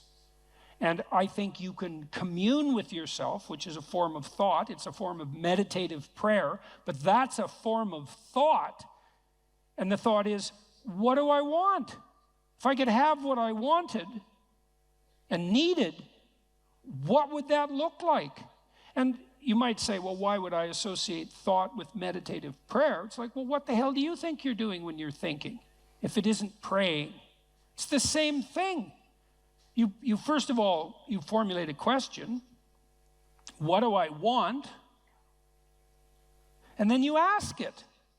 And you might say, well, who are you asking? Well, you're asking yourself. That would be the classic modern answer. It's like, well, if you're the person with the answer, why did you have to formulate the question? And so what are you doing when you formulate the question? And what you're doing, really, what you're doing is you're opening yourself up to revelation. And you might say, revelation from what? And that's a good question, no doubt about it. But in some sense, it's a revelation from the ground of being itself. You know, you ask yourself a question, if I could have what I needed and wanted, what would that look like? You'll get a dream, you'll get a vision, and it comes to you. That's the most accurate way of describing it. It makes itself manifest in the theater of your imagination. And in precise proportion to your willingness to actually formulate the question.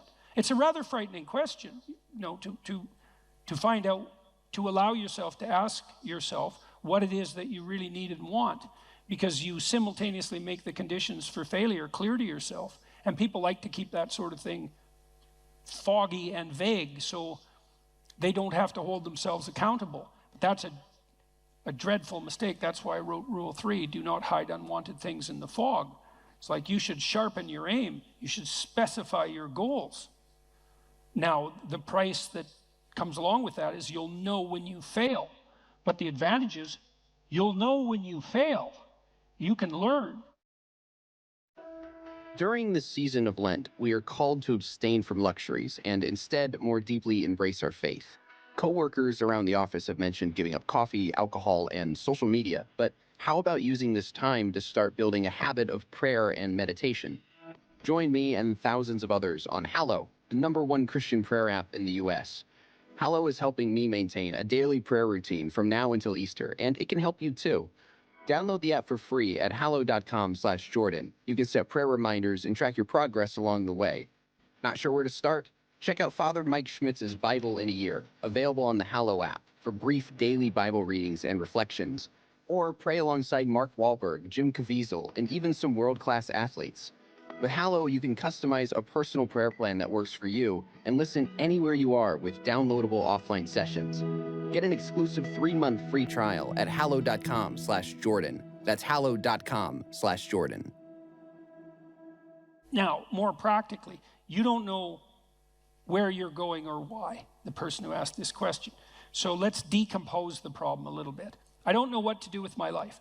Well, that's a pretty vague problem, because your life that's a big, complex, multidimensional thing, and the probability that you're going to be able to formulate an answer to the question, what's the meaning of my life, is pretty much zero. Because, well, what do you want, a one-sentence answer? Like, it's a one-sentence question, you think there's a one-sentence answer? That's not helpful. And so what I often did practically in my clinical practice, and this is useful to know, especially if you're a bit lost, is, well, where do people generally derive their sense of meaning? And it's not that complicated to figure that out. And this is also a conservative perspective in some sense. Well, most people need or want an intimate relationship and some family interaction. Maybe that's children, maybe it's with your parents or your siblings, but zero family interaction is generally not part of the optimized human condition. Most of us would like to have a friend or two. We need a job or a career to keep body and soul together, but also so that we're in harness and we can pull against a weight that in a noble and productive and generous manner. We perhaps need to be engaged in something creatively. We have to take care of ourselves mentally and physically. We should adopt some civic responsibility. We need to protect ourselves against major sources of hedonistic and impulsive temptation. There's 8 things. It's like, well, pursue one of them. Start there. You know, when I dealt with my clients who were depressed, unhappy, let's say, the first thing I would do with them is walk them through that analytic process. It's like, do you have anything in place in any of these domains? Sometimes I had people who were doing pretty good in all 8 areas and were still unhappy. Those people were depressed, technically, right? Because their lives were actually in pretty good order, but they were miserable. There was something wrong with them. They were ill in some way that was lowering their mood and destroying their positive emotion.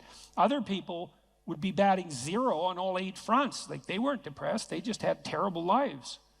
And so, really, and so what I would do with those people is, well, look, like, here's 8 things that aren't in place in your life. It's no bloody wonder you're miserable and everything seems meaningless except for the suffering, because that's a meaning too. It's like, well, why don't we start working incrementally in a few of these areas, and then we can just evaluate and see if that's helpful. And it's almost invariably helpful. You know, and part of that is, well, specify. You ask yourself, well, what do I need that I don't have? Well, maybe I'd like to have a partner. Okay, well, I can't just leap from not having a partner to being happily married in one fell swoop. There's intervening steps. One of the things I used to do with my clients who were lonesome is say, well, look, have you tried online dating? No, I'm too afraid. It's like, well, no wonder you're afraid of it. You have your reasons. But we could start small. It's like, why don't you write out a dating profile? Don't post it. Just go online one of these sites and write out a profile. Who are you? What do you have to offer? And what do you want? Think it through. Write it out. Come up with a coherent story about a coherent representation about who you are, and then figure out what you want and see how that works. We can play that through, and then maybe when you develop that in a manner that feels solid to you and reliable and genuine, and you've also developed a vision of the person that you're trying to attract, that would help you feel confident in your happiness. If you actually met that person, well, then you're ready to go. Launch it on the site and talk to the person. You know, first maybe it's just text, and then maybe it's coffee, and you know, there's incremental ways of doing this, and you can do that with all of those 8 domains. It's like, get yourself a life. And if you're firing on all cylinders in all 8 dimensions and you're still depressed, and this is a specific answer to the person formulating this question, if you're still unhappy, you should probably go see someone, because you're probably sick. You know, if you've got all of those, if you have all that skill and you have all those relationships and activities in place, and you still are suffering an excess of anxiety and pain and insufficient hope and motivation, it's highly probable that something's afflicting you that's in the nature of an illness. But if you have none of those things, it's like, well, it's no wonder you're miserable. Misery is the default human condition in the absence of sustaining meaning, just like hunger is the default condition in the absence of food. And you need productive engagement, productive, generous, reciprocal engagement, in order to provide you with the genuine meaning that sustains you in life. And the pathway, a lot of the pathway to that is pretty pragmatic and practical. You got no friends? That's likely a problem. You're a creative person, you have no creative outlet? That's not going to work out for you. No, you're lonesome because you don't have an intimate relationship? That's a source of pain. Those things have to be rectified, and you can do that incrementally, and that works. So That's a practical pathway to incremental improvement. And one of the things that's cool about that, because you might be thinking, oh my God, this is hopeless. I don't have any of those 8 things. I might as well just end it all tonight. It's like, and people certainly think that, you know, and I'm not making light of it. One of the things that's very much worth knowing is that a lot of positive emotion is dependent technically on the observation, on your personal observation that you're moving towards a valued goal. See, not that you've attained the goal. So imagine that you're in your hopeless situation and you decide, well, I'm going to work on the relationship front. Now you develop a vision of what a relationship might be like, and you posit that as a promised land, let's say, and then you differentiate that so you can make incremental steps forward, and the incremental steps are small enough so that you actually take them. As soon as you start to take them and you observe yourself moving forward in relationship to that goal, then first of all, you'll be stabilized on the anxiety front because now you have a purpose that's finite and defined. And second, you have positive emotion because you experience positive emotion in relationship to observing yourself move towards a valued goal. So right away, you don't have to attain the goal in order to be meaningfully engaged. You just have to be on the pathway forward. And so you can benefit from this almost immediately. And if you want to do something practical, I have a program online at selfauthoring.com called Future Authoring that helps people develop a vision on these 8 different dimensions, along these 8 different dimensions that I just outlined. And you could go and do that, do it badly, because you're not going to get it perfect anyways, and then get humble enough to make the incremental steps small enough so someone as useless as you might actually do them, and then away you go. And that works out. We used this program, for example, we had students in 3 universities, but I'll talk about one, vocational college in Canada. We had all the students who were going to this vocational college. We divided them into 2 groups. They either wrote for 90 minutes about what they had done in the last 2 weeks in their life, or they wrote for 90 minutes about their vision across these dimensions that I described. They didn't have any training, no warning, except that they knew they were going to participate in the study, and no one even reviewed what they wrote. And we dropped the dropout rate of those students by 50% in the first year. All they needed was a compelling vision, you know, and that's what we all need. We all need a compelling vision. We're visionary creatures in the literal sense. We need a compelling vision, and one of the things our society does very badly is to encourage people, is to let people know that they are visionaries and to encourage them to develop for themselves a compelling vision. It's very sad that we don't do that, especially because if you do that with people, the results are spectacular and immediate. You know, and one of the things that's been heart-rending, I would say, for both of us, going around the world talking to people, is people frequently stop me on the street and say, the story is in some sense archetypal, although the details vary in interesting ways. I wasn't in a very good place. I was suffering, and there's usually reasons for that. And then I listened to your lectures, which of course are predicated on the observations of brilliant clinicians and psychologists, and so the ideas aren't attributable to me. They're just great ideas. I listened to your lectures and I started developing a vision and attempting to put my life together, and things are way better. It's like, what's so sad about it's very pleasing to hear that in one sense, because the upside of the story is the improvement, right? The movement away from the catastrophe. But the downside of the story is twofold. First of all, the catastrophe was there to begin with.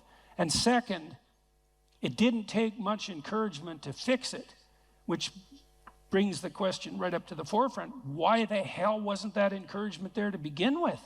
Why are so many people dying on the vine for lack of an encouraging word? Because it's definitely the case That pertains to the mental health of young people. And it's in no small part because we do everything we can to punish the spirit out of young people. We especially do that with boys. But we're pretty good at, you can't do that to boys without doing it to girls too in the final analysis, because we're basically stuck with each other. So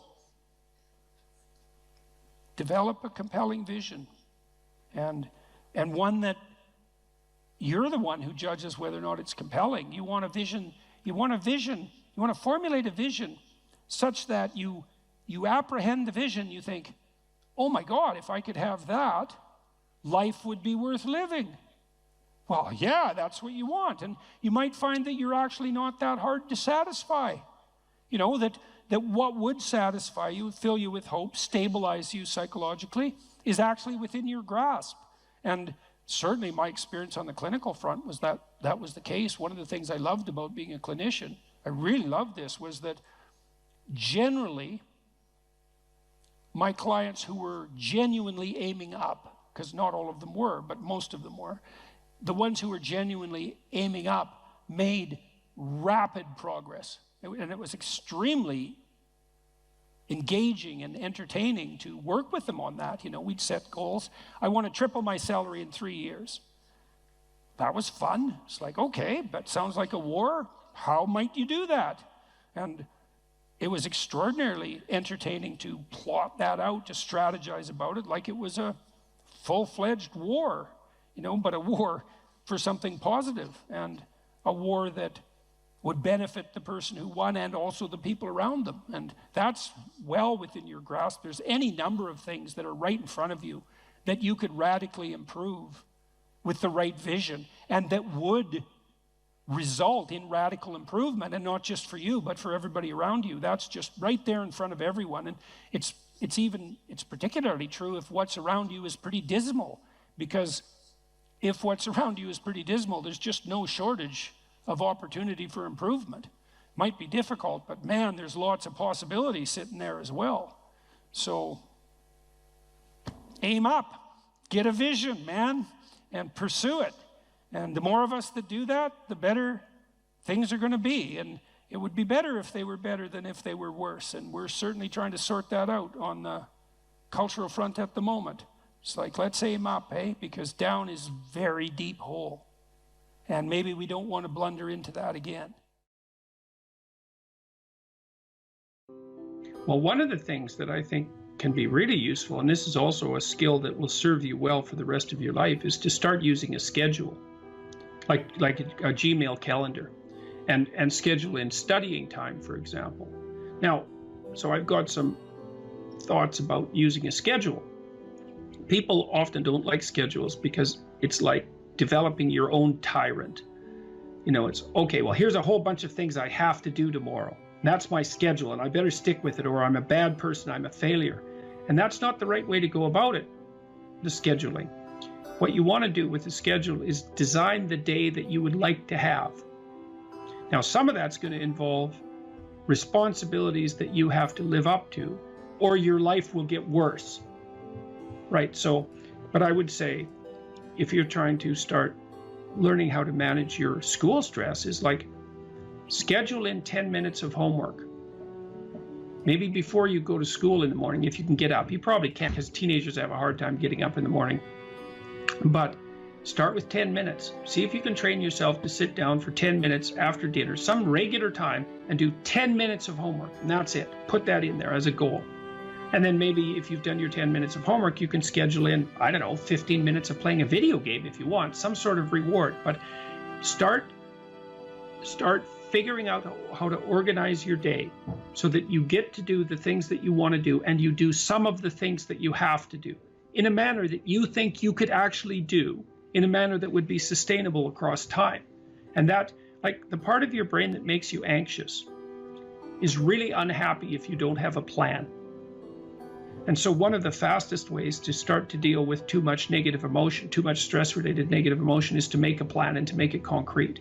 And so I would say, and a schedule is an unbelievably useful way of doing that. And you think, in my mind, in your mind, why am I filling out this calendar for the week? Well, so I know what I'm doing so that I'm not anxious.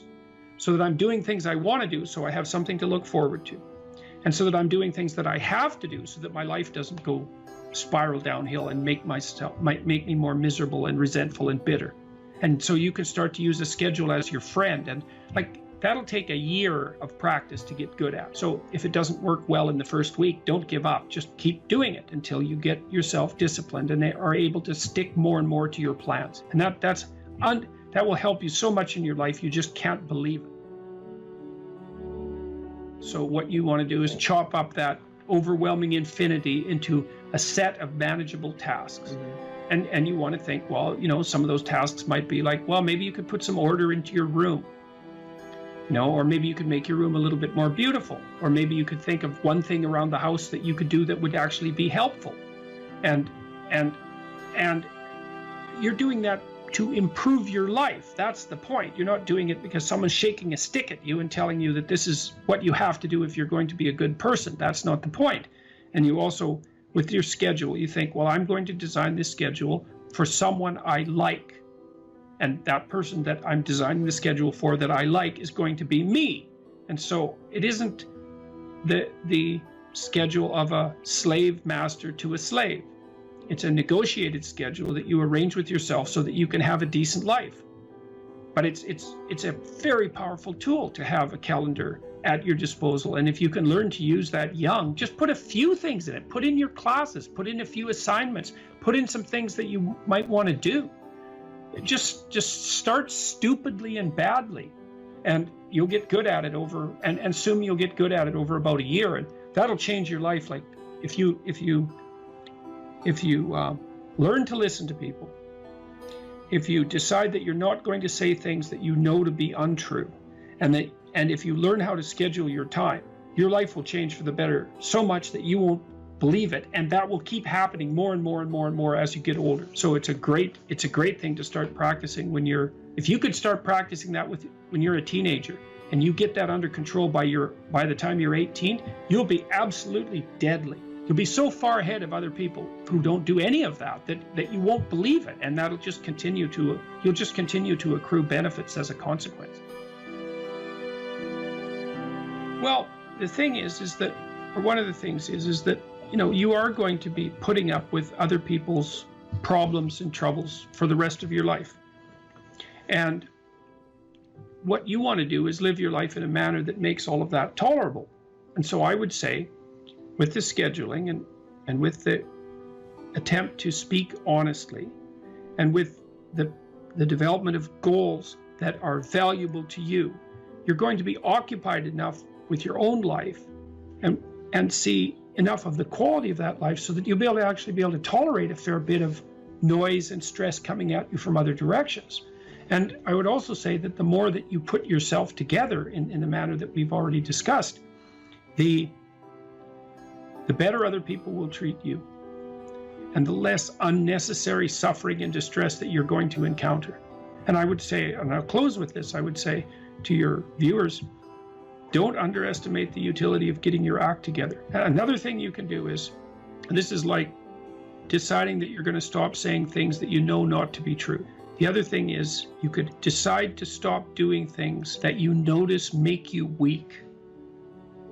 And it's a game that you're playing with yourself. It's like you're out with your friends, you do something maybe because you think it'll make you popular, and you notice that makes you feel kind of subordinate and weak, and think, aha, I shouldn't do that again. I don't know exactly what it is that I did wrong, but it made me feel weak. It made me feel like I was coming apart at the seams. It's not the thing I should repeat.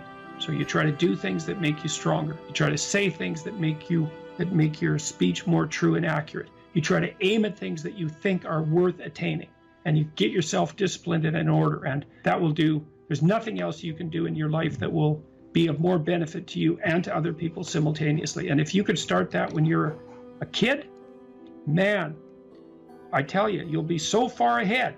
You'll be so far ahead by the time you're 18 or 19 that it'll be like you're in a different universe.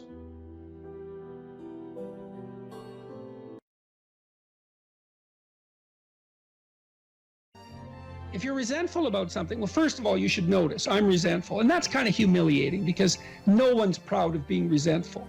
It's a shameful emotion. Well, so then why are you resentful? Well, there's only two reasons as far as I've been able to tell. One is that you're allowing yourself to be taken advantage of, or you're being taken advantage of. Sometimes you're not allowing yourself. Sometimes you're a child being abused by their uncle. You're not allowing yourself. You can't do anything about it. You're resentful because you're being taken advantage of, or because you're immature. It's one of those two things. Figure out which it is, and then take the steps necessary to address it. Living a life without resentment is a great goal. People are often resentful if they see that responsibility has been abdicated. Why isn't that person doing their job? It's like, well, hey man, step in at your workplace, in your family. You know, and you think, well, I shouldn't have to do that extra work. Well, you shouldn't be a slave. You shouldn't allow yourself to be tyrannized. But if something bugs you because a responsibility is going unfulfilled, there's a great opportunity for you. And this is something I don't think we teach young people well. And one of the things, you may remember this, that was so striking about the tour was that I made a case fairly consistently that most people find the meaning that sustains them through the vicissitudes of life, not in happiness, but in responsibility. And that would bring everyone to a halt. It would always make the whole theater silent. It's like, oh, I never thought of that connection. Because maybe you want to avoid responsibility, and you can understand why. You can understand why. You hide from it. That is what you encounter if you go out in the world and you think, who the hell wants that? I don't want the responsibility. It's like, well, yes, you do, as it turns out. There's nothing better than responsibility. Now, you know, I say that with some caution. I think that it's hard to say. The responsibility, I've been overwhelmed by my apparent responsibility, but I think it's also kept me alive. And I mean that literally. And so, wait, can you go a little deeper with that? I mean, when you were at your darkest moments in the last 2 years, whatever that might be, was it the feeling there's been many times in the last year where it would have been much easier for me just to be dead. That's constant. So, but no. But is it but no because of something in you, or is it but no because of the people that you would have abdicated that responsibility of the people, or is that ultimately the same thing? Yeah. Well, I do think the two aren't easily distinguishable, but it's definitely that. It's definitely that. You know. And it's one of the chapters, the last chapter, is be grateful in spite of your suffering. You know, you need a meaning to sustain you through suffering, and it is the case that you find that in responsibility. Well. And so it's good advice for anyone who's at work. You're resentful about this and that because people aren't pulling their weight. Pull it. See what happens. You become indispensable instantly. You'll know everything. And maybe that job won't be for you, or maybe that relationship won't be for you, but you'll take your hard acquired wisdom and go elsewhere and flourish there. So, you know, this kid stopped me. I think I wrote about this in this book. Kid stopped me in a restaurant one day when I was walking in, and he said, and he had an undergraduate degree, and he was working as a waiter in a chain steak place. And he stopped me and he said, you know, about 6 months ago, I was watching one of your lectures and I decided to stop being resentful about my job. And he was resentful because he had a university degree and he's working as a waiter. You know, and look, I don't have anything against waiters. It's like a waiter can make your evening, you know, hooray. He said, well, I decided I'd start trying at my job, like really trying as if it was worthwhile. He said he got 3 promotions in 6 months, like he's just rocketing up the power hierarchy. Well, it's not power, it's competence if it's well run. You know, and places are full of opportunity. There's always people out there who are doing far better than you on pretty much anything you want to imagine. And if all you're doing is seeing yourself in their reflected light, let's say, then it's going to be pretty damn dismal. But it's not a good comparison because, well, first of all, there's danger in just comparing yourself to others, period, because they're not you. And God only knows what struggles they had to undertake to get to where they were, or what burdens they're currently carrying that you're not aware of. But you can certainly contrast yourself with yourself. And that's a lot better. It is the only way. Well, it's also the only way of really measuring anything approximating proper improvement. You can actually tell when you're a little better than you were yesterday. Right. And you can actually do that. That's another thing that's so interesting about it, is that you can actually make yourself a little better in some way, pretty much. Well, I don't know if it's at every moment, but you can certainly do it every day. Let's say you want to become who you could be in the fullest sense. So let's say you're someone who's going to solve some serious problems. Okay, the first thing you have to do is admit to the seriousness of the problems. That's no joke. And so the first thing is just the terror of the problem itself. And that's enough to paralyze me. And that's the Hydra, that's the Gorgon with the head of snakes. It'll paralyze and turn you to stone. That's the basilisk in the Harry Potter series. You look at it and it turns you to stone and lurks underneath everything, right? And it's malevolence and tragedy. And so there's that. And then the next is, well, you're going to take responsibility for that? You're really going to do that, are you? That's a hell of a load, man. And so it's daunting to even consider that. And then there's the discipline and responsibility that necessitates, which is also daunting. It's like, oh my God, the problem's that serious. I'm really going to have to get my act together in order to not contribute to it, much less solve it. And so the problem is terrible. And then the solution is daunting. But the upside of that is like, well, there isn't anything better to have than a problem that's worth solving, like that's really worth solving. Right. And so the more of that you take on, the more you have a reason to get out of bed in the morning, no matter what. Like, I'm getting up, I'm trudging forward. Doesn't matter what I'm suffering from. I've got things that need to be done. They're necessary. And that gives you that sense of purpose that is the antidote to bitterness. Okay, well, let's say you want your life to be meaningful. It's like, okay, then what you do matters. It actually matters. Or how starting to clean up the room changed their life. That's quite fun because it's something I always tell people to do instead of going out and protesting. Jesus, I just can't stand Cleaning up that. the room? Yeah. Meaning? Well, my sense is that if you want to change the world, you start from yourself and work outward, because you build your competence that way. It's like, I don't know how you can go out and protest the structure of the entire economic system if you can't keep your room organized. Well, I made a video call, which was called Message to Millennials, where it was called How to Change the World Properly. A bit of it on the pretentious side, I suppose, but I was trying to produce something that was a counterposition to this idea that what you should do is go out and fix up other people. You know, that's just not right. And there's a New Testament line about that, something about, you know, not worrying too much about the log in your neighbor's eye, or about the speck in your neighbor's eye when you have a log in your eye. What would the world be like if people stopped avoiding the things they knew they should do? You know, because the question is, how much are we contributing to the fact that life is an existential catastrophe and a tragedy? How much is our own corruption contributing to that? That's a really worthwhile question. The things you leave undone because you're angry, you're resentful, you're lazy, you have inertia. Well, you consult your conscience and it says, well, you know, that place over there could use a little work. It's the same as working on yourself, and so you clean that up because you can.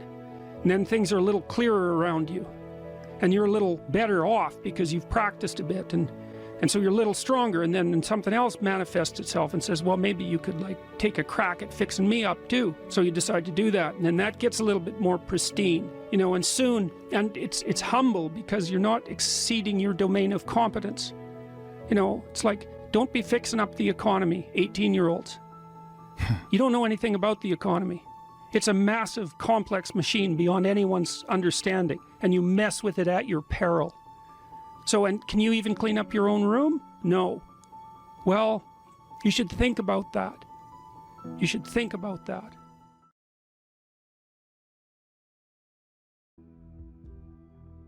I had lots of clients and students who were chaotic in their orientation to life. They didn't know what to do, and they didn't know what to do about not knowing what to do. It's like, I don't know what to do with my life, and I don't know what to do about my ignorance. And my reaction to that, in some sense, wasn't exactly the reaction of a clinician, because not a typical clinician, because typical clinicians are liberal Protestant in their fundamental orientation, and they tend to think of psychological development as something like self-actualization, right? It's really a self-development process. But that wasn't my observation, partly influenced by the developmental psychologist Jean Piaget. I had a more communitarian view of human development than that, and my observation was that most people find the cardinal meanings in their life not as a consequence of the development of their self, whatever that is, but in service to other people, in the adoption of responsibility. You know, because you're told, be responsible, and it's a finger-wagging thing again, you know, that if you were a good person, you be responsible, you do your duty. But no one ever says, well, because that's where you find the abiding meaning in your life, and you need that meaning to sustain you through suffering.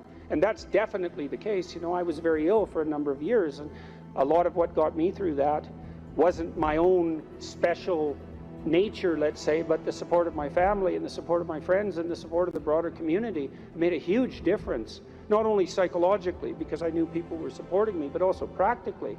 You build yourself a community, you sacrifice yourself in the service of other people, not so much because you should, although you should, but because that is where meaning is to be found, and you need a deep meaning to sustain you through tragedy. That's the arc.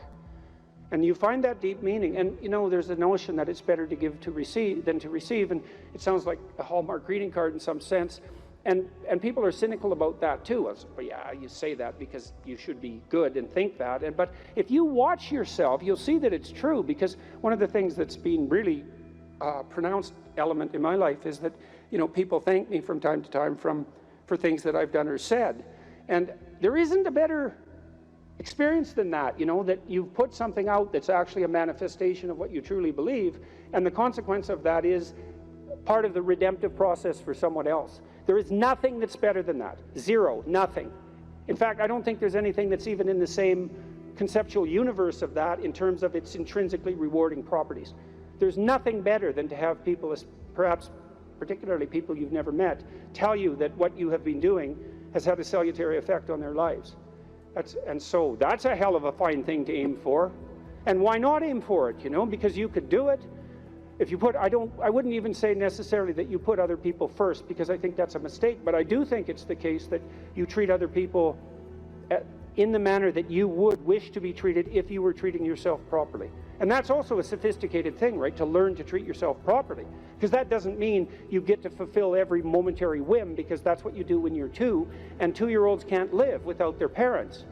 You know, you have to be wise enough to govern your current behavior in light of the future. And that's really what it means to be an adult. It's what it means to forestall gratification and to attain the responsibility of an adult. And the reason that you should do that, because you should, is because it's actually better, you know, in all ways.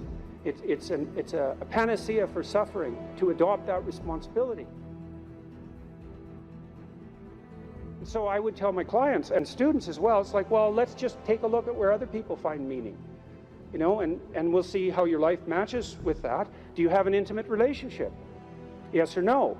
The right answer is yes. Now, maybe not for you, and maybe you don't right now, and maybe you have your reasons not to because you're a singular person in that regard, but probably not.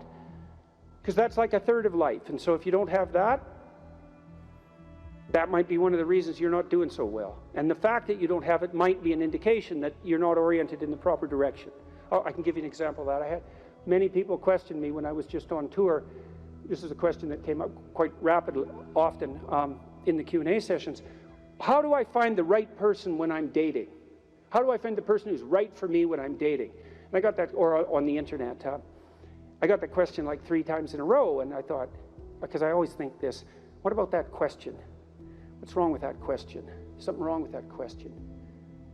How about, how do I conduct myself so that I am the best possible partner? Now that's a whole different, right? That's a whole different conceptual universe, and virtually no one ever asked that question. And I would say, well, if you want an answer to the first question, which is how do I find the person who's right for me, you actually start by asking the second question, which is what can I bring to the table for someone else? And if you're really good at bringing something to the table for someone else, hey man, people might be lining up to be your partner. And if they're not, then you might think, well, maybe I'm just not bringing the right thing to the table.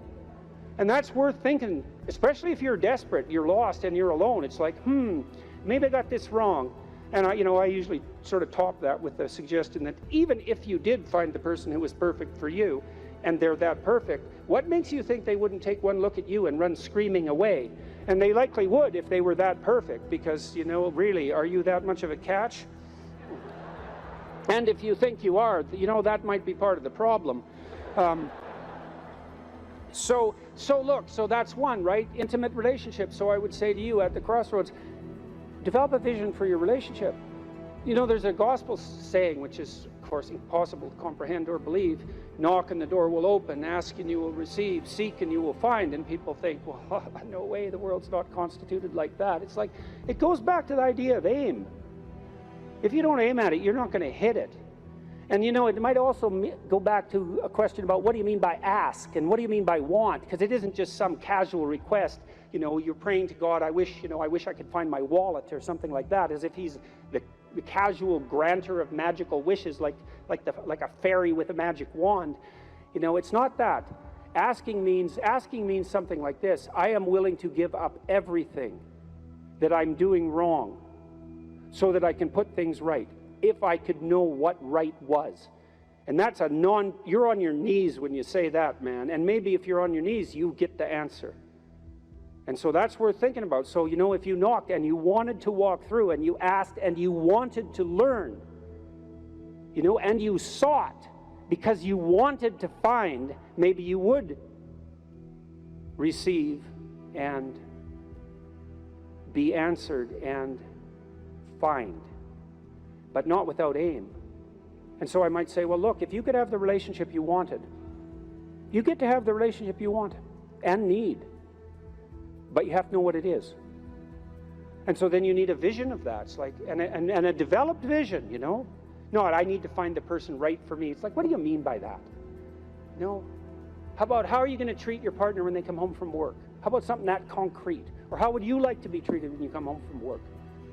Or what sort of partner do you want in relationship to their attitude towards children? You have to make it real, you know, like it's the story of your own life, which, by the way, it is. And then maybe you find it, because at least once you've developed the vision, if it manifests itself, you'll recognize it. That's something. Why don't you set your family right? No, you need siblings. Maybe you don't have them. Set your relationship with your parents right. Fix your relationship with your father, with your mother, with your siblings. The same thing. And then what sort of relationship do you want to have with your children? You know, if you could have what you wanted. I had a very good relationship with my children. My daughter, as I said, was very ill, so that made things complicated. But I had a great relationship, and still do, with my son. It's one of the lights of my life.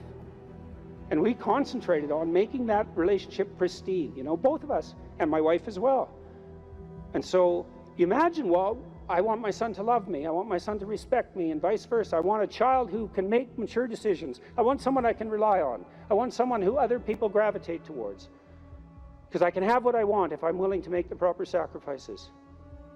And so that's a good thing. Could you set your family straight? Well, you need a job or a career. So what can you offer, and what can you bring the world in that regard? And then I would say, well, if you're thinking about career success in this Tower of Babel manner, then that's a temptation. But you might think, well, how much good could I do if I had the opportunity in the shortest possible period of time, if I went all in? And then there's an aim, man, there's an aim. And then you might think, well, what would that look like? You know, if I was a light to my community, if I was a light to the people I work with, who would I be if I was like that? And then you can conceptualize that, and you can see when you deviate from it, and why couldn't you correct for the deviations and move towards that? And then you might say, well, are you going to make productive use of your time outside of work? Productive and generous use of your time? Productive, generous, and meaningful use of your time. How about that? You're going to control your susceptibility to temptation, regulate your alcohol and drug use, because alcoholism takes out lots of people. Regulate your sexual temptation. You can control yourself for some reason that's worth controlling yourself for. You know, because there's something to being sybaritic. There's at least the momentary pleasure. It's not nothing. And you're not going to sacrifice that, if you have any sense, unless you sacrifice it to something clearly better.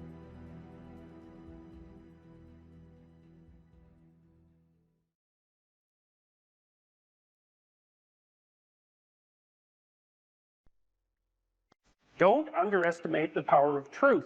There's nothing more powerful. Now, in order to speak what you might regard as the truth, you have to let go of the outcome. You have to think, all right, I'm going to say what I think, stupid as I am, biased as I am, ignorant as I am.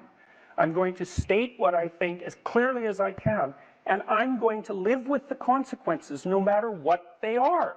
that's an element of faith. The idea is that nothing brings a better world into being than the stated truth. Now, you might have to pay a price for that, but that's fine. You're going to pay a price for every bloody thing you do and everything you don't do. You don't get to choose to not pay a price. You get to choose which poison you're going to take. That's it. So if you're going to stand up for something, stand up for your truth. It'll shape you, because people will respond and object and tell you why you're a fool and a biased moron and why you're ignorant. And then if you listen to them, you'll be just that much less like that the next time you say something. And if you do that for 5 years, you'll be so damn tough and articulate and able to communicate and withstand pressure that you won't even recognize yourself. And then you'll be a force to contend with. It is not safe to speak, and it never will be. But the thing you've got to keep in mind is that it's even less safe not to speak. Right? It's a balance of risks. It's like you want to pay the price for being who you are and stating your mode of being in the world, or do you want to pay the price for being a bloody serf, one that's enslaved him or herself? Well, that's a major price, man. That thing unfolds over decades, and you'll just be a miserable worm at the end of about 20 years of that, right? No self-respect, no power, no ability to voice your opinions, nothing left but resentment because everyone's against you, because of course you've never stood up for yourself. It's like, say what you think carefully, pay attention to your words. The price it's a price you want to pay if you are willing to believe that truth is the cornerstone of society. And in the most real sense, if you're willing to take that leap, then tell the truth and see what happens, and nothing better could possibly happen to you. There'll be ups and downs, and there'll be pushback, and there'll be controversy and all of that, but it doesn't matter. It's like, wake up, tell the truth, or at least don't lie. If that's a start, you know 1,000 people. You're going to know more than that over the course of your life, but let's say 1,000 for the sake of argument for now. They know 1,000 people. That means that you're one person away from 1,000,000 people and 2 persons away from 1,000,000,000 people. And you're the center of that network. And now the way networks work is that information propagates in a network manner. So don't underestimate the power of your speech. So that people have an inchoate longing to have the sort of thing that we're talking about articulated. And so don't be thinking you're alone. It's just that people can't talk, they're afraid to talk, or they don't know what to say. And those are real problems. So if you're reasonably articulate, like, start talking and sharpen yourself up. I mean, the enemy is a cloud. They're a cloud of gnats. They're only courageous in groups. They're only courageous in mobs. If you stand your ground and don't apologize and articulate things properly, they'll disperse around you like they're not even there. So most of it's illusion. So don't be afraid, but be afraid of the right thing. And the right thing you should be afraid of is not saying what you say, because that's the same as not being. And here you are, suffering away. You might as well be at the same time. At least then there's something to you. Where do you find the hope and the strength to continue to fight? Or for those who are listening, to get the motivation to stand up and say what's on their mind? Well, people have to have a dialogue with their own conscience. You know, if you don't, imagine that you get upset with something when you recognize an obstacle in your path, and then imagine that you need a path and that you've chosen reasonably wisely, let's say, not perfectly, but reasonably wisely. An obstacle arises, you're frustrated, disappointed, ashamed, afraid. Well, you have something to do to clear out the obstacle. You have something to say. Well, then you don't clear out the obstacle because you're afraid to speak, or you're unwilling to speak. You want to defer the conflict because you hope it will go away. All that'll happen is that the obstacles will pile up. But then your life will be nothing but obstacles. Well, you need to know that. You have to ask yourself if you believe that's true. If it's true, then you don't want to remain silent. Imagine too that as you remain silent, you get smaller because you're not manifesting the courage necessary to live by your own standards. And the problem gets bigger. Well, if you're not going to speak now, what makes you think you're going to be more prepared in the future? You won't. Why is that going to happen? When does that ever happen? Well, I can't believe we're talking about school. People who say, just stay quiet in school, just get the grade. You're That's paying wrong. them. That's wrong. That's right. You're paying them. You don't have the courage when you're paying.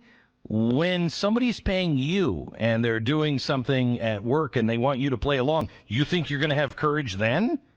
I mean, you've got to face it I tell as my it students happens. all the time to never, never write something they didn't believe to be true. And I know this as a psychologist too. You know, you might think I can get away with writing out something I don't believe for the grade and all, but there are studies of this sort of phenomenon. So imagine you have a viewpoint, and I measure that with a political attitudes questionnaire. Okay, maybe it's a viewpoint.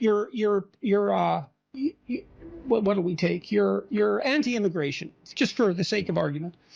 And then I ask you to write out a 500-word pro-immigration essay.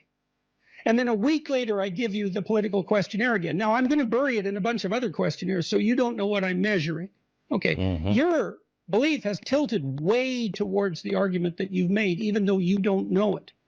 So, and it's because most of your beliefs are actually rather shallow in terms of their explicit formulation. You think you believe something, but it's pretty shallow. It's just an assumption. Now, you might act on it and all of that, but it's not well differentiated and articulated. Now, if you take one of your assumptions and you write a counterexample, you're going to articulate that. Well, then that's going to move you. And so if you think that you can write an essay that you don't believe and you'll remain unscathed by that, well, you're wrong. You won't. And if you do it 20 times, you will turn into what you wrote. That's what will happen. And it's an absolute sin in my estimation. I mean that specifically for anyone who attends university to write what they do not believe to be true. It's certainly a sin for anyone to encourage them to do that. Now, you can do that as an exercise.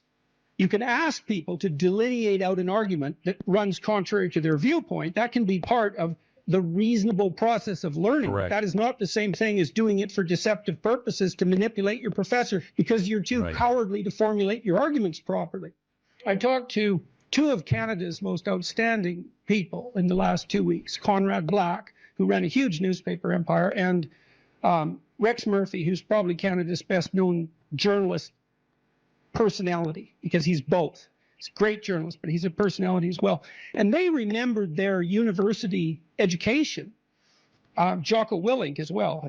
He's not a Canadian, but he had the same kind of memory. They talked about their education in the humanities, mostly concentrating on English literature, and described it with tremendous fondness as a turning point in their life, as an opening up of the world of knowledge to their youthful eyes, right? Very, very fondly. Contrasted that with Yeonmi Park, who was is an escapee from North Korea, very brave woman who was then enslaved in China, had a life that was just sheer hell, and spent a good part of the interview telling me how much better her life was than the lives of many people she knew. She wrote a book called In Order to Live, but the book stopped at the year 2015. So I asked her what she did. She went to Columbia, took a humanities degree, which was a dream of hers.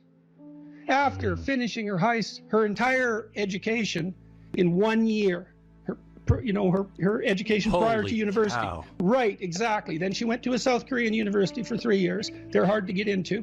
And then she went to Columbia. I said, what was it like going to Columbia? Taking a humanities degree from this escapee from totalitarianism who was once enslaved, got to go to one of America's august institutions and be trained in the humanities. Someone who'd been exposed to George Orwell and who was motivated to write because she read Animal Farm, understood the power of literature. She said it was a complete waste of time and money and that she was afraid to say anything. Wow. Yeah, wow. It's a hell of a thing to hear when you're a university professor.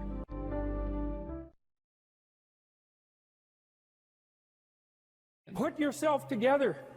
And then maybe if you put yourself together, you know how to do that. You know what's wrong with you, if you'll admit it. You know there's a few things you could polish up a little bit that you might even be able to manage in your insufficient present condition. And so you might shine yourself up a little bit, and then your eyes will be a little more open, and then you can shine yourself up a little bit more, and then maybe you could bring your family together instead of having them be the hateful, spiteful, neurotic, infighting batch that you're doomed to spend Christmas with. So then you fix yourself up a little bit, and then you got to figure out, well, can you figure out how to make peace with your idiot brother? And probably not, because he's just as dumb as you, so how the hell are you going to manage that? And so then maybe you get somewhere that way, and your family's sort of functioning, and you find out, well, that kind of relieved a little bit of suffering, although it reduced the opportunities for spiteful revenge, and that's kind of a pain in the neck.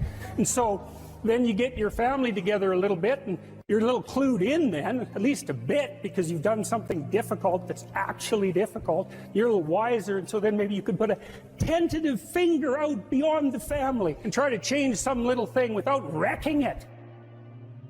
So, and that's the other message of the West.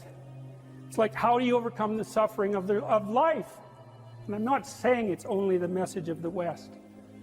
How do you overcome the suffering of life? Is be a better person. That's how you do it. Well, that's hard. It takes responsibility. And I think, you know, if you said to someone, you want to have a meaningful life? Everything you do matters. That's the definition of a meaningful life. But everything you do matters. You're going to have to carry that with you. Or do you want to just forget about the whole meaning thing, and then you don't have any responsibility, because who the hell cares? And you can wander through life doing whatever you want, gratifying impulsive desires for how useful that's going to be. And you're stuck in meaninglessness, but you don't have any responsibility. Which one do you want? Well, ask yourself, which one are you pursuing? And you'll find very rapidly that it isn't the majority of your soul that's pursuing the whole meaning thing, because, well, look what you have to do that. You have to take on the fact that life is suffering. You have to put yourself together in the face of that. Well, that's hard. Christ, it's amazing people can even do it. I'm stunned every day when I go outside, and it isn't a riot with everything burning. There's all these ruined people out there. They've got problems like you can't believe. Off they go to work and do things they don't even like, and look, the lights are on. It's a miracle, and we're so ungrateful. College students, the postmodern types, they're so ungrateful.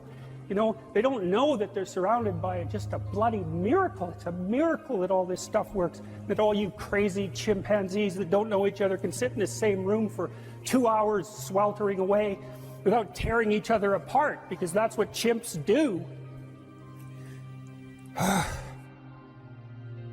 Anyways, so I got to the bottom of some things, at least as far as I can tell, so I told you what the bottom is, and then I got this idea about what you might do about it, which isn't my idea. It's an old idea. It's far older than Christianity.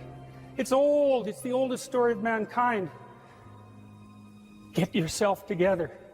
Transcend your suffering. See if you can be some kind of hero. Make the suffering in the world less. Well, that's the way forward, as far as I can tell, if there is any way forward. Live without it. Assuming you want to get better, there's usually something you can figure out that would constitute a step towards some sort of concrete goal. And my presumption, it's a behavioral presumption fundamentally, is that small accruing gains that repeat are unbelievably powerful. You can tyrannize yourself into doing things, but I wouldn't recommend it. What I would recommend instead is that you ask yourself what you're willing to do. It's a really effective technique. It's like a meditative technique. So, for example, you can get up in the morning and you can think, well, you know, I'd like to have a good day today, so I'd like to go to bed tonight without feeling guilty because I, you know, didn't do some things I said I was going to do, and I'd like to have kind of an interesting day. So you've got to fulfill my responsibilities, and I want to, you know, enjoy the day. Then you can ask yourself, well, what would I have to do in order for that to happen that I would do? And the probability, if you practice this for 3 or 4 days, is your brain will just tell you. It'll say, well, you know, there's that piece of homework that you haven't done for like 3 weeks. You should knock that sucker off because it would only take you 10 minutes and you've been avoiding it and torturing yourself to death for 72 hours straight. And say, well, let's figure out what your aims are. You've got to have some aims, whatever they are. And they might say, well, I'm so depressed I don't have any aims. And then I say, well, pick the least objectionable of the aims and act it out for a while and see what happens. Because sometimes your emotional systems are so fouled up that you have to pretend. You have to act the thing out before you can start to believe it. Life can be meaningful enough to justify its suffering. I thought, God, that's such a good idea. Because it's not optimistic exactly. You know, some people will tell you, well, you can be happy. It's like, those people are idiots. I'm telling you, they're idiots. There's going to be things that come along that flatten you so hard you won't believe it. And you're not happy then. And so if life is to be happy, well, in those situations, what are you doing? Why even live? But life isn't to be happy. If you're happy, you're bloody fortunate, and you should enjoy it. You should, because it's the grace of God, so to speak. People know when they're doing something meaningful. They can tell. So why the hell don't they do meaningful things all the time? It seems obvious. You could do it. I mean, it's hard, you know, because other people want you to do other things, and it's a struggle, but everything's a struggle. Oh, I get it. I see why. It took me about 10 years to figure this out. People have a choice. Choice number one, nothing you do means anything. Well, that's kind of a drag, right? It's the meaninglessness of life and all that, existential angst. You know, that's kind of a pain. But the upside of nothing that you do is meaningful is you don't have to do anything. You've got no responsibility. Now, you have to suffer because things are meaningless, but that's a small price to pay. The alternative is everything you do matters. Really. If you make a mistake, it's a real mistake. If you betray someone, you tilt the world a little more sharply towards evil rather than good. It matters what you do. Well, if you buy that, then you can have a meaningful life. But there's no mucking around. It means responsibility. It means that the decisions you make are important. It means that when you do something wrong, it's wrong. Well, do you want that?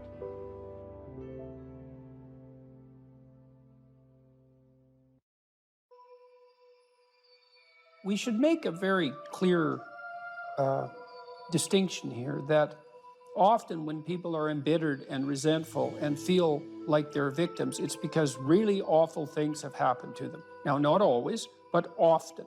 And so then the question is, well, if you're in a situation and something really awful is happened to you or has happened to you, then, well, why shouldn't you feel like a victim? And is there a better alternative? And part of what you were trying to lay out in this part of the book is what those better alternatives are. So part of looking for that hero is to find out from someone else's example. In your case, it was your mother, but these other sources that you described of people who were in a sort of hell in an undeniable sense, but who chose in a very real way to make it as good as it could possibly be given the circumstances. And so they had to turn to sources of power, let's say, and strength and fortitude and resilience that weren't, in some sense, obviously associated with the catastrophe. I mean, in your mother's case, it's a pretty tragic situation. She's a young mother, she has young kids, now she has breast cancer, and she fights a losing battle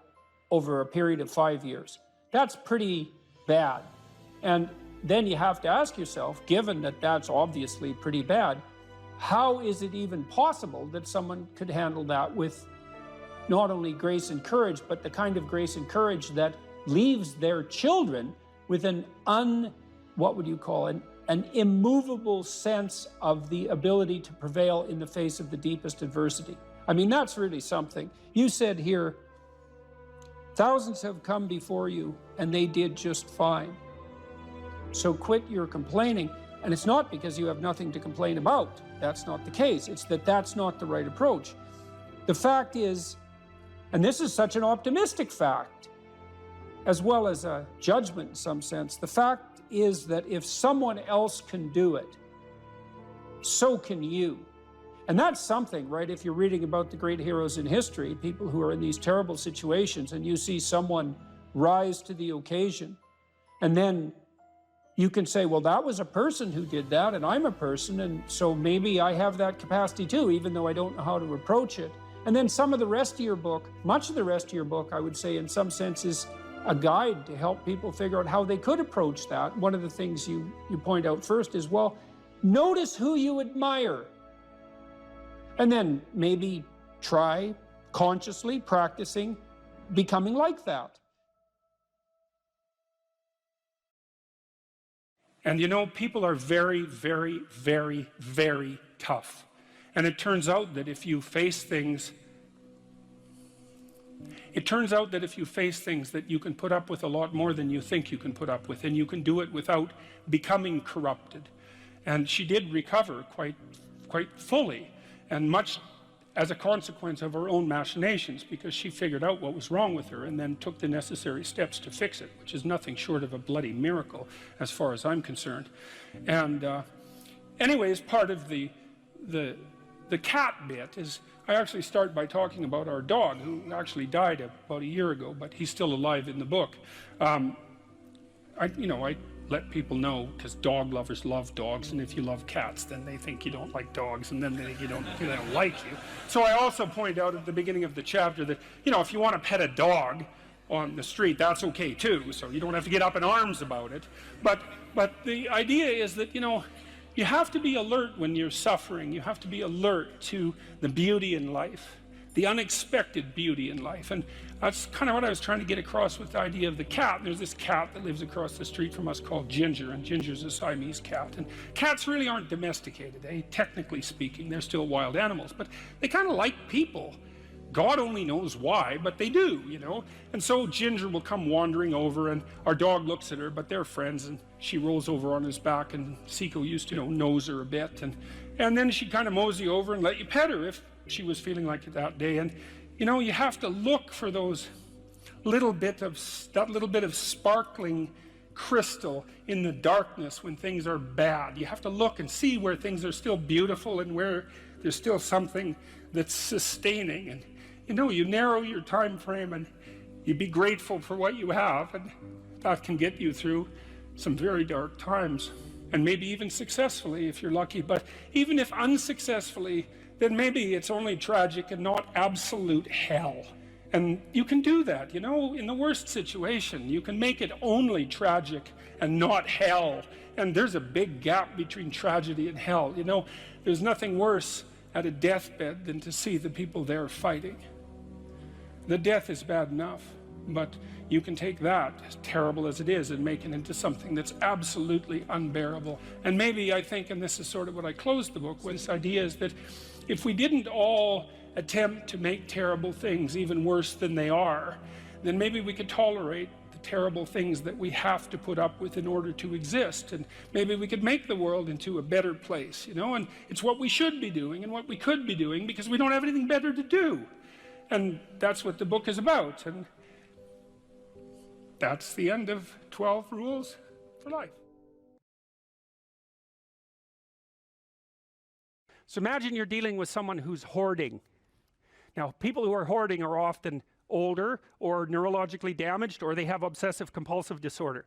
But then you walk into their house and there's like 10,000 things in their house. There's maybe 100 boxes, and you open up a box, and in the box there's some pens and some old passports and some checks and their collection of silver dollars and some hypodermic needles and some dust and a dead mouse, and there's boxes and boxes and boxes like that in the house. It's absolute chaos in there. Absolute chaos, not order, chaos. And then you think, is that their house, or is that their being? Is that their mind? And the answer is, there's no difference. There's no difference. So, I could say, well, if you want to organize your psyche, you could start by organizing your room. If that would be easier, because maybe you're a more concrete person and you need something concrete to do. So you go clean up under your bed, and you make your bed, and you organize the papers on your desk, and you think, well, just exactly what are you organizing? Are you organizing the objective world, or are you objecting your field, or are you organizing your field of being, like your field of total experience? And Jung believed that, and I think there's a Buddhist doctrine that's sort of nested in there, that at the highest level of psychological integration, there's no difference between you and what you experience.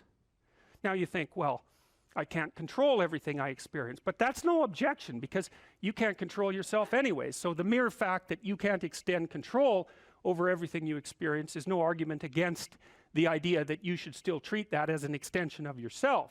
So you could say, well, let's say you have a long-standing feud with your brother. Well, is that a psychological problem? Is that him? Is it a problem in the objective world, or is it a problem in your field of being? And it's very useful to think that way, because you might ask, what could you do to improve yourself?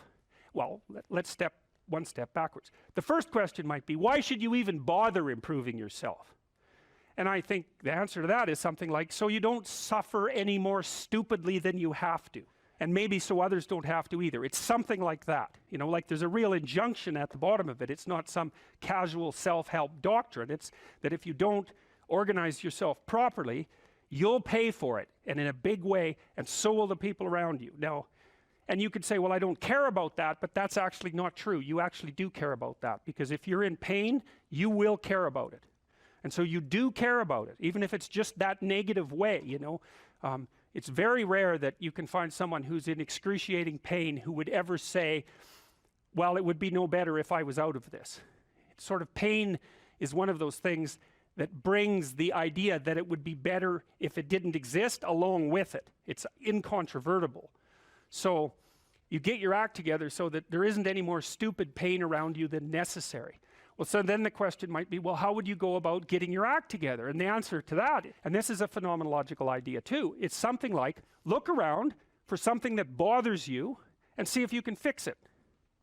So now you think, well, let's say you go into you can do this in a room. It's quite fun to do it just when you're sitting in a room, like a room, maybe your bedroom. You can sit there and just sort of meditate on it and think, okay, if I wanted to spend 10 minutes making this room better, what would I have to do? And you have to ask yourself that, right? It's not a command, it's like a genuine question. And things will pop out in the room that you know, like there's a stack of papers over there that's kind of bugging you, and you know that maybe little order there would be a good thing, and you know there's some rubbish behind your computer monitor that you haven't attended to for like 6 months, and the room would be slightly better if it was a little less dusty and the cables weren't all tangled up the same way. And like if you allow yourself just to consider the expanse in which you exist at that moment, there'll be all sorts of things that'll pop out in it that you could just fix. And you know, I might say, well, if you were coming to see me for psychotherapy, the easiest thing for us to do first would just be to get you to organize your room. You think, well, is that psychotherapy? And the answer is, well, it depends on how you conceive the limits of your being. And I would say, start where you can start. You know, if something announces itself to you, which is a strange way of thinking about it, as in need of repair, that you could repair, then hey, fix it. You fix 100 things like that, your life will be a lot different. You know, I often tell people too, fix the things you repeat every day, because people tend to think of those as trivial, right? You get up, you brush your teeth, you have your breakfast, you know, you have your routines that you go through every day. Well, those probably constitute 50% of your life. And people think, well, they're mundane, I don't need to pay attention to them. It's like, no, that's exactly wrong. The things you do every day, those are the most important things you do. Hands down. All you have to do is do the arithmetic. You figure it out right away. So 100 adjustments to your broader domain of being, and there's a lot less rubbish around, and a lot fewer traps for you to step into. And so that's in keeping with Jung's idea about erasing once you've got your mind and your emotions together, and once you're acting that out, then you can extend what you're willing to consider yourself and start fixing up the things that are part of your broader extent. Now, sometimes you don't know how to do that. So you might say, imagine you're walking down Bloor Street and there's this guy who's like alcoholic and schizophrenic and has been on the streets for 10 years. He sort of stumbles towards you and, you know, incoherently mutters something. That's a problem. And it would be good if you could fix it, but you haven't got a clue about how to fix that. You just walk around that and go find something that you could fix, because if you muck about in that, not only is it unlikely that you'll help that person, it's very likely that you'll get hurt yourself. So, you know, just because while you're experiencing things announce themselves as in need of repair doesn't mean that it's you right then and there that should repair them. You have to have some humility. You know, you don't walk up to a helicopter that isn't working and just start tinkering away with it. You have to stay within your domain of competence. But most of the time, if people look at their lives, you know, it's a very interesting thing to do. I like the idea of the room, because you can do that at the drop of a hat. You know, you go back to where you live and sit down and think, okay, I'm going to make this place better for half an hour. What should I do? And you have to ask, and things will just pop up like mad. And it's partly because your mind is a very strange thing. As soon as you give it a name, a genuine name, it'll reconfigure the world in keeping with that aim. That's actually how you see to begin with. And so if you set it a task, especially, you have to be genuine about it, which is why you have to bring your thoughts and emotions together, and then you have to get them in your body so you're acting consistently. You have to be genuine about the aim, but once you aim, the world will reconfigure itself around that aim, which is very strange. And it's technically true. You know, the best example of that, you have all seen this video where you watch the basketballs being tossed back and forth between members of the white team versus the black team, and while you're doing that, a gorilla walks up into the middle of the video and you don't see it. It's like, you know, if you thought about that experiment for about 5 years, that would be about the right amount of time to spend thinking about it, because what it shows you is that you see what you aim at. And that, man, if you can get one thing through your head as a consequence of even being in university, that would be a good one. You see what you aim at. And so, because one inference you might draw from that is, be careful what you aim at, right? What you aim at determines the way the world manifests itself to you. And so if the world is manifesting itself in a very negative way, one thing to ask is, are you aiming at the right thing? Now, you know, I'm not trying to reduce everybody's problems to an improper aim. People get cut off at the knees for all sorts of reasons. You know, they get sick, they have accidents. There's a random element to being, that's for sure. And so you don't want to take anything, even that particular phrase, too far. You want to bind it with the fact that random things do happen to people, but it's still a great thing to ask. Okay, so Rogers was a phenomenologist, and he was interested in, he didn't start his philosophy from the perspective of subject versus object, or from the idea of psyche, like sort of inside you, your mind with its layers. That's not how he looked at it. And so let's go through, well, I'll introduce you to Rogers. I think and then we'll talk about it more next time. I'm going to start, though, with something that I learned from him that I think was of crucial importance. And so we'll set the stage for the further discussion with this. And I'm going to read it to you. Assuming a minimal mutual willingness to be in contact and to receive communications, we may say that the greater the communicated congruence of experience, awareness, and behavior on the part of one individual, the more the ensuing relationship will involve a tendency towards reciprocal communication with the same qualities, mutually accurate understanding of the communications, improved psychological adjustment and functioning in both parties, and mutual satisfaction in the relationship. It's quite a mouthful. What does it mean? Assuming a minimal mutual willingness to be in contact and to receive communications. Okay, we're having a conversation. I'm deciding I'm going to listen to you, right? That's different than how people generally communicate, because usually when they communicate, they're doing something like, okay, we're going to have a conversation and I'm going to tell you why I'm right and I'll win if you agree. Or maybe you're having a conversation where, I don't know what you're trying to do. Maybe you're trying to impress the person you're talking to. So you're not listening to them at all. You're just thinking about what you're going to say next. Okay, so that's not this. This is, you might have something to tell me. And so I'm going to listen on the off chance that you'll tell me something that would really be useful for me to know.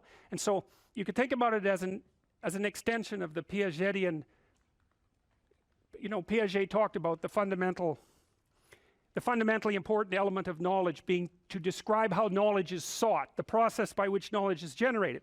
Well, if you agree with me and I find that out, I know nothing more than I knew before. I just know what I knew before. And maybe I'm happy about that because, you know, it didn't get challenged. But I'm no smarter than I was before. But maybe you're different than me, and so while I'm listening to you, you'll tell me something I don't like. Maybe it's something I find contemptible or difficult, whatever. Maybe you'll tell me something I don't know, and then I won't be quite as stupid. And then maybe I won't run painfully into quite as many things. And that's a really useful thing to know, especially if you live with someone and you're trying to make long-term peace with them, is they're not the same as you. And their way they look at the world and the facts that they pull out of the world aren't the same as your facts. And even though you're going to be overwhelmed with the proclivity to demonstrate that you're right, it is the case that two brains are better than one. And so maybe 9 of the 10 things they tell you are dispensable, or maybe even 49 out of 50, but one thing All you need to get out of the damn conversation is one thing you don't know. And one of the things that's very cool about a good psychotherapeutic session is that the whole conversation is like that. All you're doing is trying to express the truth of the situation as clearly as possible. That's it. And so now Roger's proposition, and I'll tell you why he derived it, was that if you have a conversation like that with someone, it will make both of you better. It'll make both of you psychologically healthier. So there's an implicit presupposition that the exchange of truth is curative. Well, that's a very cool idea. I mean, it's a very deep idea. I think it's the most profound idea. It's the idea upon which Western civilization, although not only Western civilization, is actually predicated. The idea that truth produces health. But for Rogers, that was the entire purpose of the Psychotherapeutic Alliance. You come to see me because you want to be better. You don't even know what that means necessarily, neither do I. We're going to figure that out together. But you come and you say, look, things are not acceptable to me, and maybe there's something I could do about that. So that's the minimal precondition to engage in therapy. Something's wrong, you're willing to talk about it truthfully, and you want it to be better. Without that, the therapeutic relationship does not get off the ground. And so then you might ask, well, what relationships are therapeutic? And the answer to that would be, if you have a real relationship, it's therapeutic. If it isn't, what you have is not a relationship. God only knows what you have. You're a slave, they're a tyrant, you know, you're both butting heads with one another. It's a primate dominance hierarchy dispute. Oh, I don't know, you're like two cats in a barrel, or two people with their hands around each other's throats. But what you have is not a relationship. So, all right. We may say that the greater the communicated congruence of experience, awareness, and behavior on the part of one individual, that's a reference to the same idea that I was describing with regards to Jung. So let's say you come and talk to me and you want things to go well. Well, I'm going to have to more or less be one thing, because if I'm all over the place, you can't trust any continuity in what I say. There's no reason for you to believe that I'm capable of actually telling you, I'm capable of expressing anything that's true.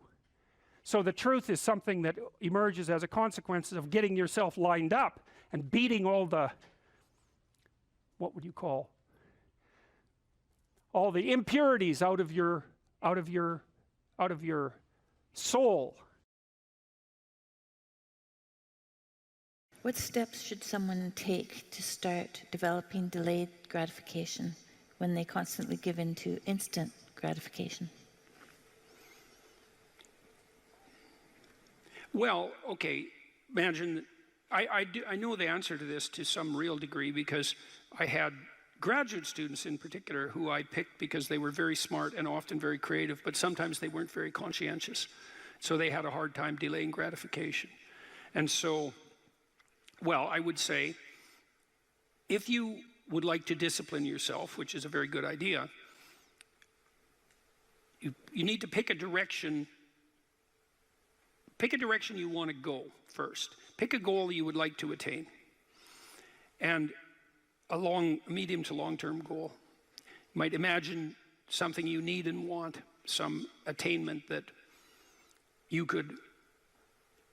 would motivate, whose pursuit would motivate you. And you can ask yourself that. It's a good question to ask yourself in general, you know. This is a very good question to ask yourself, is if you could have what you needed and wanted, what would that be? And that's a meditative question. You don't want to force an answer out of yourself. You want to ask yourself that like you would ask someone else. If I could have what I wanted, what would that look like? And you can ask yourself that in a more differentiated way. If I could have the relationship that I needed and wanted, if I could have the friendships, if I could have the job or career, if I could have the educational pathway, if I could adopt civic responsibility in an optimized manner, if I could engage in some creative enterprise, if I took care of myself properly, if I regulated my susceptibility to temptations, what would that look like if it was optimized? And then that sets you up a goal that has some motivational force. This is worth doing. And then you might find, well, you don't do it anyways. And then I would say, well, that's because you're biting off more than you can chew. the next goal is to take your goal and to fragment it into micro goals until you find a micro goal that's small enough that it still presents some challenge that you will do. And so I've become, one of the things I'm known for, I suppose, is my advice to people to clean up their rooms. And the people who think I'm their enemy laugh about that rule because of its simplicity, let's say. But the only reason they think it's simple is because they've never tried it. It's actually extremely difficult. And it was very frequently the case that, well, it's very difficult to put your room, your office, your bedroom in order. I mean, you think about your bedroom, hypothetically, let's say you're married, you share that room with someone else. Is your bedroom in order? Really? And I don't just mean, you know, is it neat? Maybe it's too neat. Maybe it's too orderly. Maybe it's too sterile. Maybe it's too bare. Maybe that characterizes your whole bloody relationship. Maybe, really? And maybe that is genuinely reflected in the state of your room, because it's very probable that that room is a microcosm of your marriage. It's highly probable. And so what that would mean is to organize that room would require the organization of your marital life, not least because if you want to put that room in order, you're going to have to negotiate with your wife about how that's going to be done. And while you're making that negotiation, even in relationship to the micro details, you're going to encounter almost everything that's wrong with your relationship. And so, you know, you might ask yourself when you walk into your bedroom, I hate this bedroom. It's like, you should really think that through. And then you need to think through what you would need to do so that you love that room, or even more complexly, so that you both loved it. Because that's a tough thing to attain, boy, because you're going to have differences in taste, you're going to have differences in orderliness. There's all sorts of things that you're going to have to negotiate in order to make that room you both inhabit jointly desirable. Anyways, you set yourself a goal, ask yourself what goal you want to set, and then break the goal down into steps that are small enough so that even someone as pathetic as you could manage them.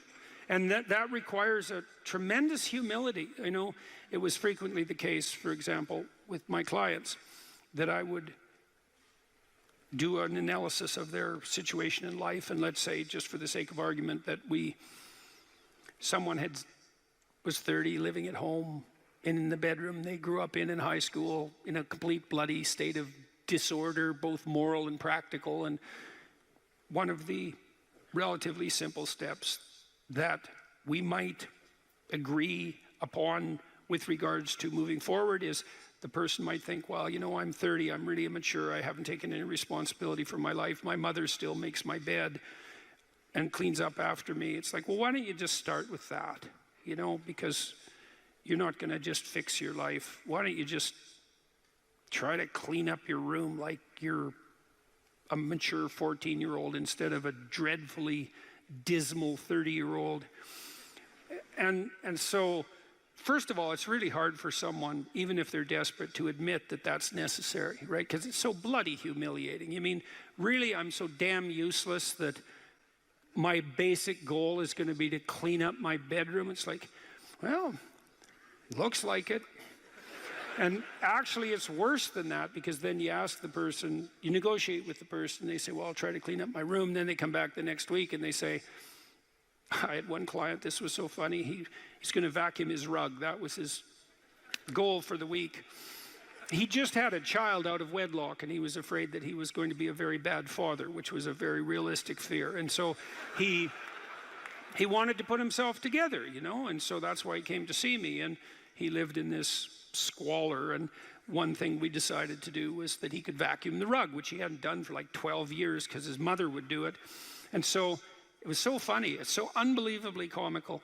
He went and got the vacuum, a stand-up vacuum, an upright vacuum, and he brought it into his room, but he didn't bring it all the way in. He put it in the doorway, leaning like this across the doorway. And then instead of vacuuming his room, he stepped over that bloody vacuum cleaner for a whole week and then came and told me that he couldn't do it. It's like, it's not surprising to me at all, because you think, well, that's such a trivial thing. It's like, if it was such a trivial thing, he'd have a clean room. It's not trivial at all. That chaos in his immediate environment was deeply emblematic of the chaos of his life. They were the same thing. And so for him to even begin the process of bringing order to chaos, which is a divine process, by the way, and the highest moral requirement, he had to be willing to face the catastrophe, the chaotic catastrophe of his life. And he hadn't done that for like 30 years. Why was he going to start that week? Just because he said he was going to? It's like, good luck. So what you do as a therapist in that situation is you just make the task smaller until you find a task so small, but still moving forward, that the person will do. So I might have said, I don't remember the particulars of the situation, I might have said, well, do you think you can get that vacuum cleaner, do you think you could move it out of the doorway into your room? That's all you have to do this week. Do you think you can do that? And I'd say that and offer that without being contemptuous. Like, you have to be very careful about such things. And I know that this is more complicated than it looks. And I also know that the first step taken towards the domination of chaos and its transformation into order is a cardinal and difficult step. And so you can make it small, and that's fine, it'll still work. So I might say, well, just move the vacuum cleaner inside your room. And then I would also say to someone in that situation, don't do more than that.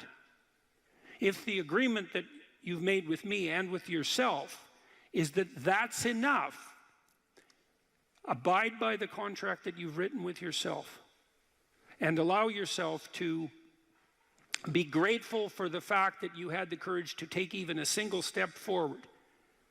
And don't push your bloody luck, because maybe you'll have a brief fit and vacuum the whole rug, and then you'll be so annoyed at how you've destabilized your entire life that you'll redouble your attempts to make a mess, and the place will be more like hell than ever for 2 months. It's very probable that that sort of thing will occur if you break the contract you've set with yourself. The upside of this is, because you think, oh my God, that's so dismal, I have to start that low. It's like, yeah, probably, especially if it's a real difficult thing you're trying to sort out. You have to start as low as you are useless, and that's low. So, but the upside is that progress accelerates. It's not linear, and so if you take once you take the first step, the probability that you'll take a slightly larger second step increases, and that increases non-linearly. And so once you get the ball rolling, so to speak, once you start pushing the rock uphill, you can do it faster and faster. And so even if you have to start in a very humiliating manner, that doesn't mean that's where you'll end. One of the things that Tammy and I learned to do, and this was a consequence of me being trained as a behavior therapist, is, you know, we'll just take an example that maybe I was trying to learn how to compliment her when she dressed nicely. And maybe the fact that I wasn't good at that was manifest in the fact that she'd put some effort into her dress, and then I wouldn't respond in the appropriate manner, and that would dishearten her. And I don't particularly remember that exactly happening, but it'll be a perfectly reasonable example.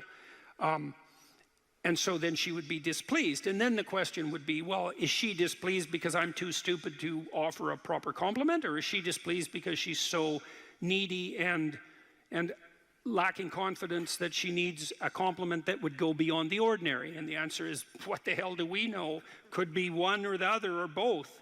And so what's a possible solution to that? And one possible solution would be, okay, if you do put some effort into your appearance, or I do, we could reverse the situation, but if you put some effort into your appearance, and you would like to hear from me exactly the words that would reward you for doing that and provide you with the confidence to attempt it again in the future, what would those words be?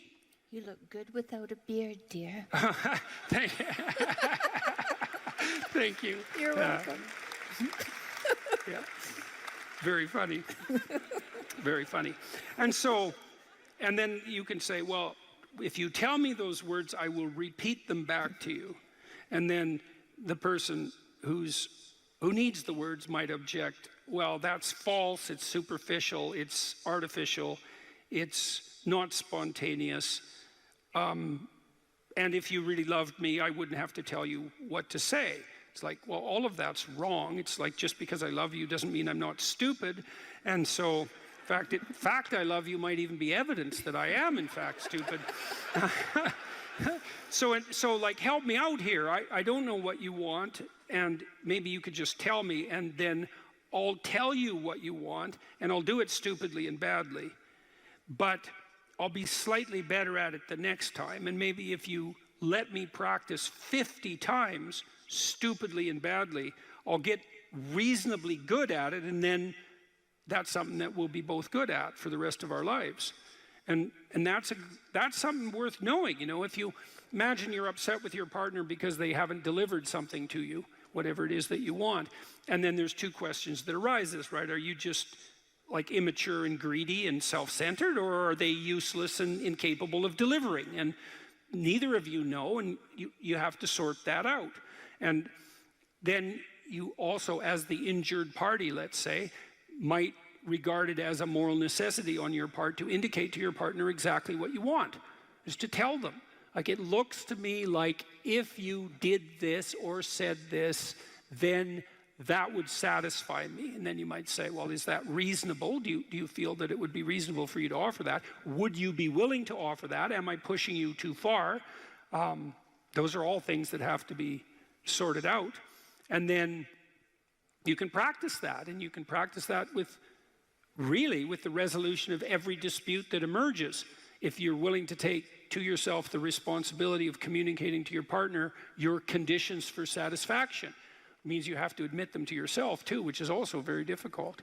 And then you can help your partner take stupid incremental steps forward, you know, in the direction that you'd like to see expand, and then you can get better at that. And it's unbelievably useful. You can get better at how you have dinner together, or breakfast or lunch. Those things repeat every day, so they're very important. You can get better at how you greet each other when you come home. You can get better at the routine that you fall into, let's say, when you go to bed at night or when you wake up in the morning. All these things that repeat, you know, because that's your life, the things that repeat. You can conceptualize how you might like them to be ordered if they were undertaken in an optimal manner, and you can start incrementally moving forward to that. And you can do that by communicating what you need and want, and by carefully rewarding your partner for taking the appropriate incremental steps forward. And so if you're trying to discipline yourself, you make a goal, you break it down into micro goals, and you implement the micro goals and reward yourself for doing so. And if you do that reliably and you make that a practice, that you'll become more disciplined across time, and you'll move towards the fulfillment of your goals. And that's practically how that's the practical guide for success on that front. Live without it. Assuming you want to get better, there's usually something you can figure out that would constitute a step towards some sort of concrete goal. And my presumption, it's a behavioral presumption fundamentally, is that small accruing gains that repeat are unbelievably powerful. You can tyrannize yourself into doing things, but I wouldn't recommend it. What I would recommend instead is that you ask yourself what you're willing to do. It's a really effective technique. It's like a meditative technique. So for example, you can get up in the morning and you can think, well, you know, I'd like to have a good day today, so I'd like to go to bed tonight without feeling guilty because I, you know, didn't do some things I said I was going to do, and I'd like to have kind of an interesting day. So you got to fulfill my responsibilities, and I want to, you know, enjoy the day. Then you can ask yourself, well, what would I have to do in order for that to happen that I would do? And the probability, if you practice this for 3 or 4 days, is your brain will just tell you. It'll say, well, you know, there's that piece of homework that you haven't done for like 3 weeks. You should knock that sucker off because it would only take you 10 minutes, and you've been avoiding it and torturing yourself to death for 72 hours straight. And say, well, let's figure out what your aims are. You got to have some aims, whatever they are. And they might say, well, I'm so depressed I don't have any aims. And then I say, well, pick the least objectionable of the aims and act it out for a while and see what happens. Because sometimes your emotional systems are so fouled up that you have to pretend. You have to act the thing out before you can start to believe it. Life can be meaningful enough to justify its suffering. I thought, God, that's such a good idea. Because it's not optimistic exactly. You know, some people will tell you, well, you can be happy. It's like, those people are idiots. I'm telling you, they're idiots. There's going to be things that come along that flatten you so hard you won't believe it. And you're not happy then. And so if life is to be happy, well, in those situations, what are you doing? Why even live? But life isn't to be happy. If you're happy, you're bloody fortunate, and you should enjoy it. You should, because it's the grace of God, so to speak. People know when they're doing something meaningful. They can tell. So why the hell don't they do meaningful things all the time? It seems obvious. You could do it. I mean, it's hard, you know, because other people want you to do other things, and it's a struggle, but everything's a struggle. Oh, I get it. I see why. It took me about 10 years to figure this out. People have a choice. Choice number one, nothing you do means anything. Well, that's kind of a drag, right? It's meaninglessness of life and all that, existential angst. You know, that's kind of a pain. But the upside of nothing that you do is meaningful is you don't have to do anything. You've got no responsibility. Now, you have to suffer because things are meaningless, but that's a small price to pay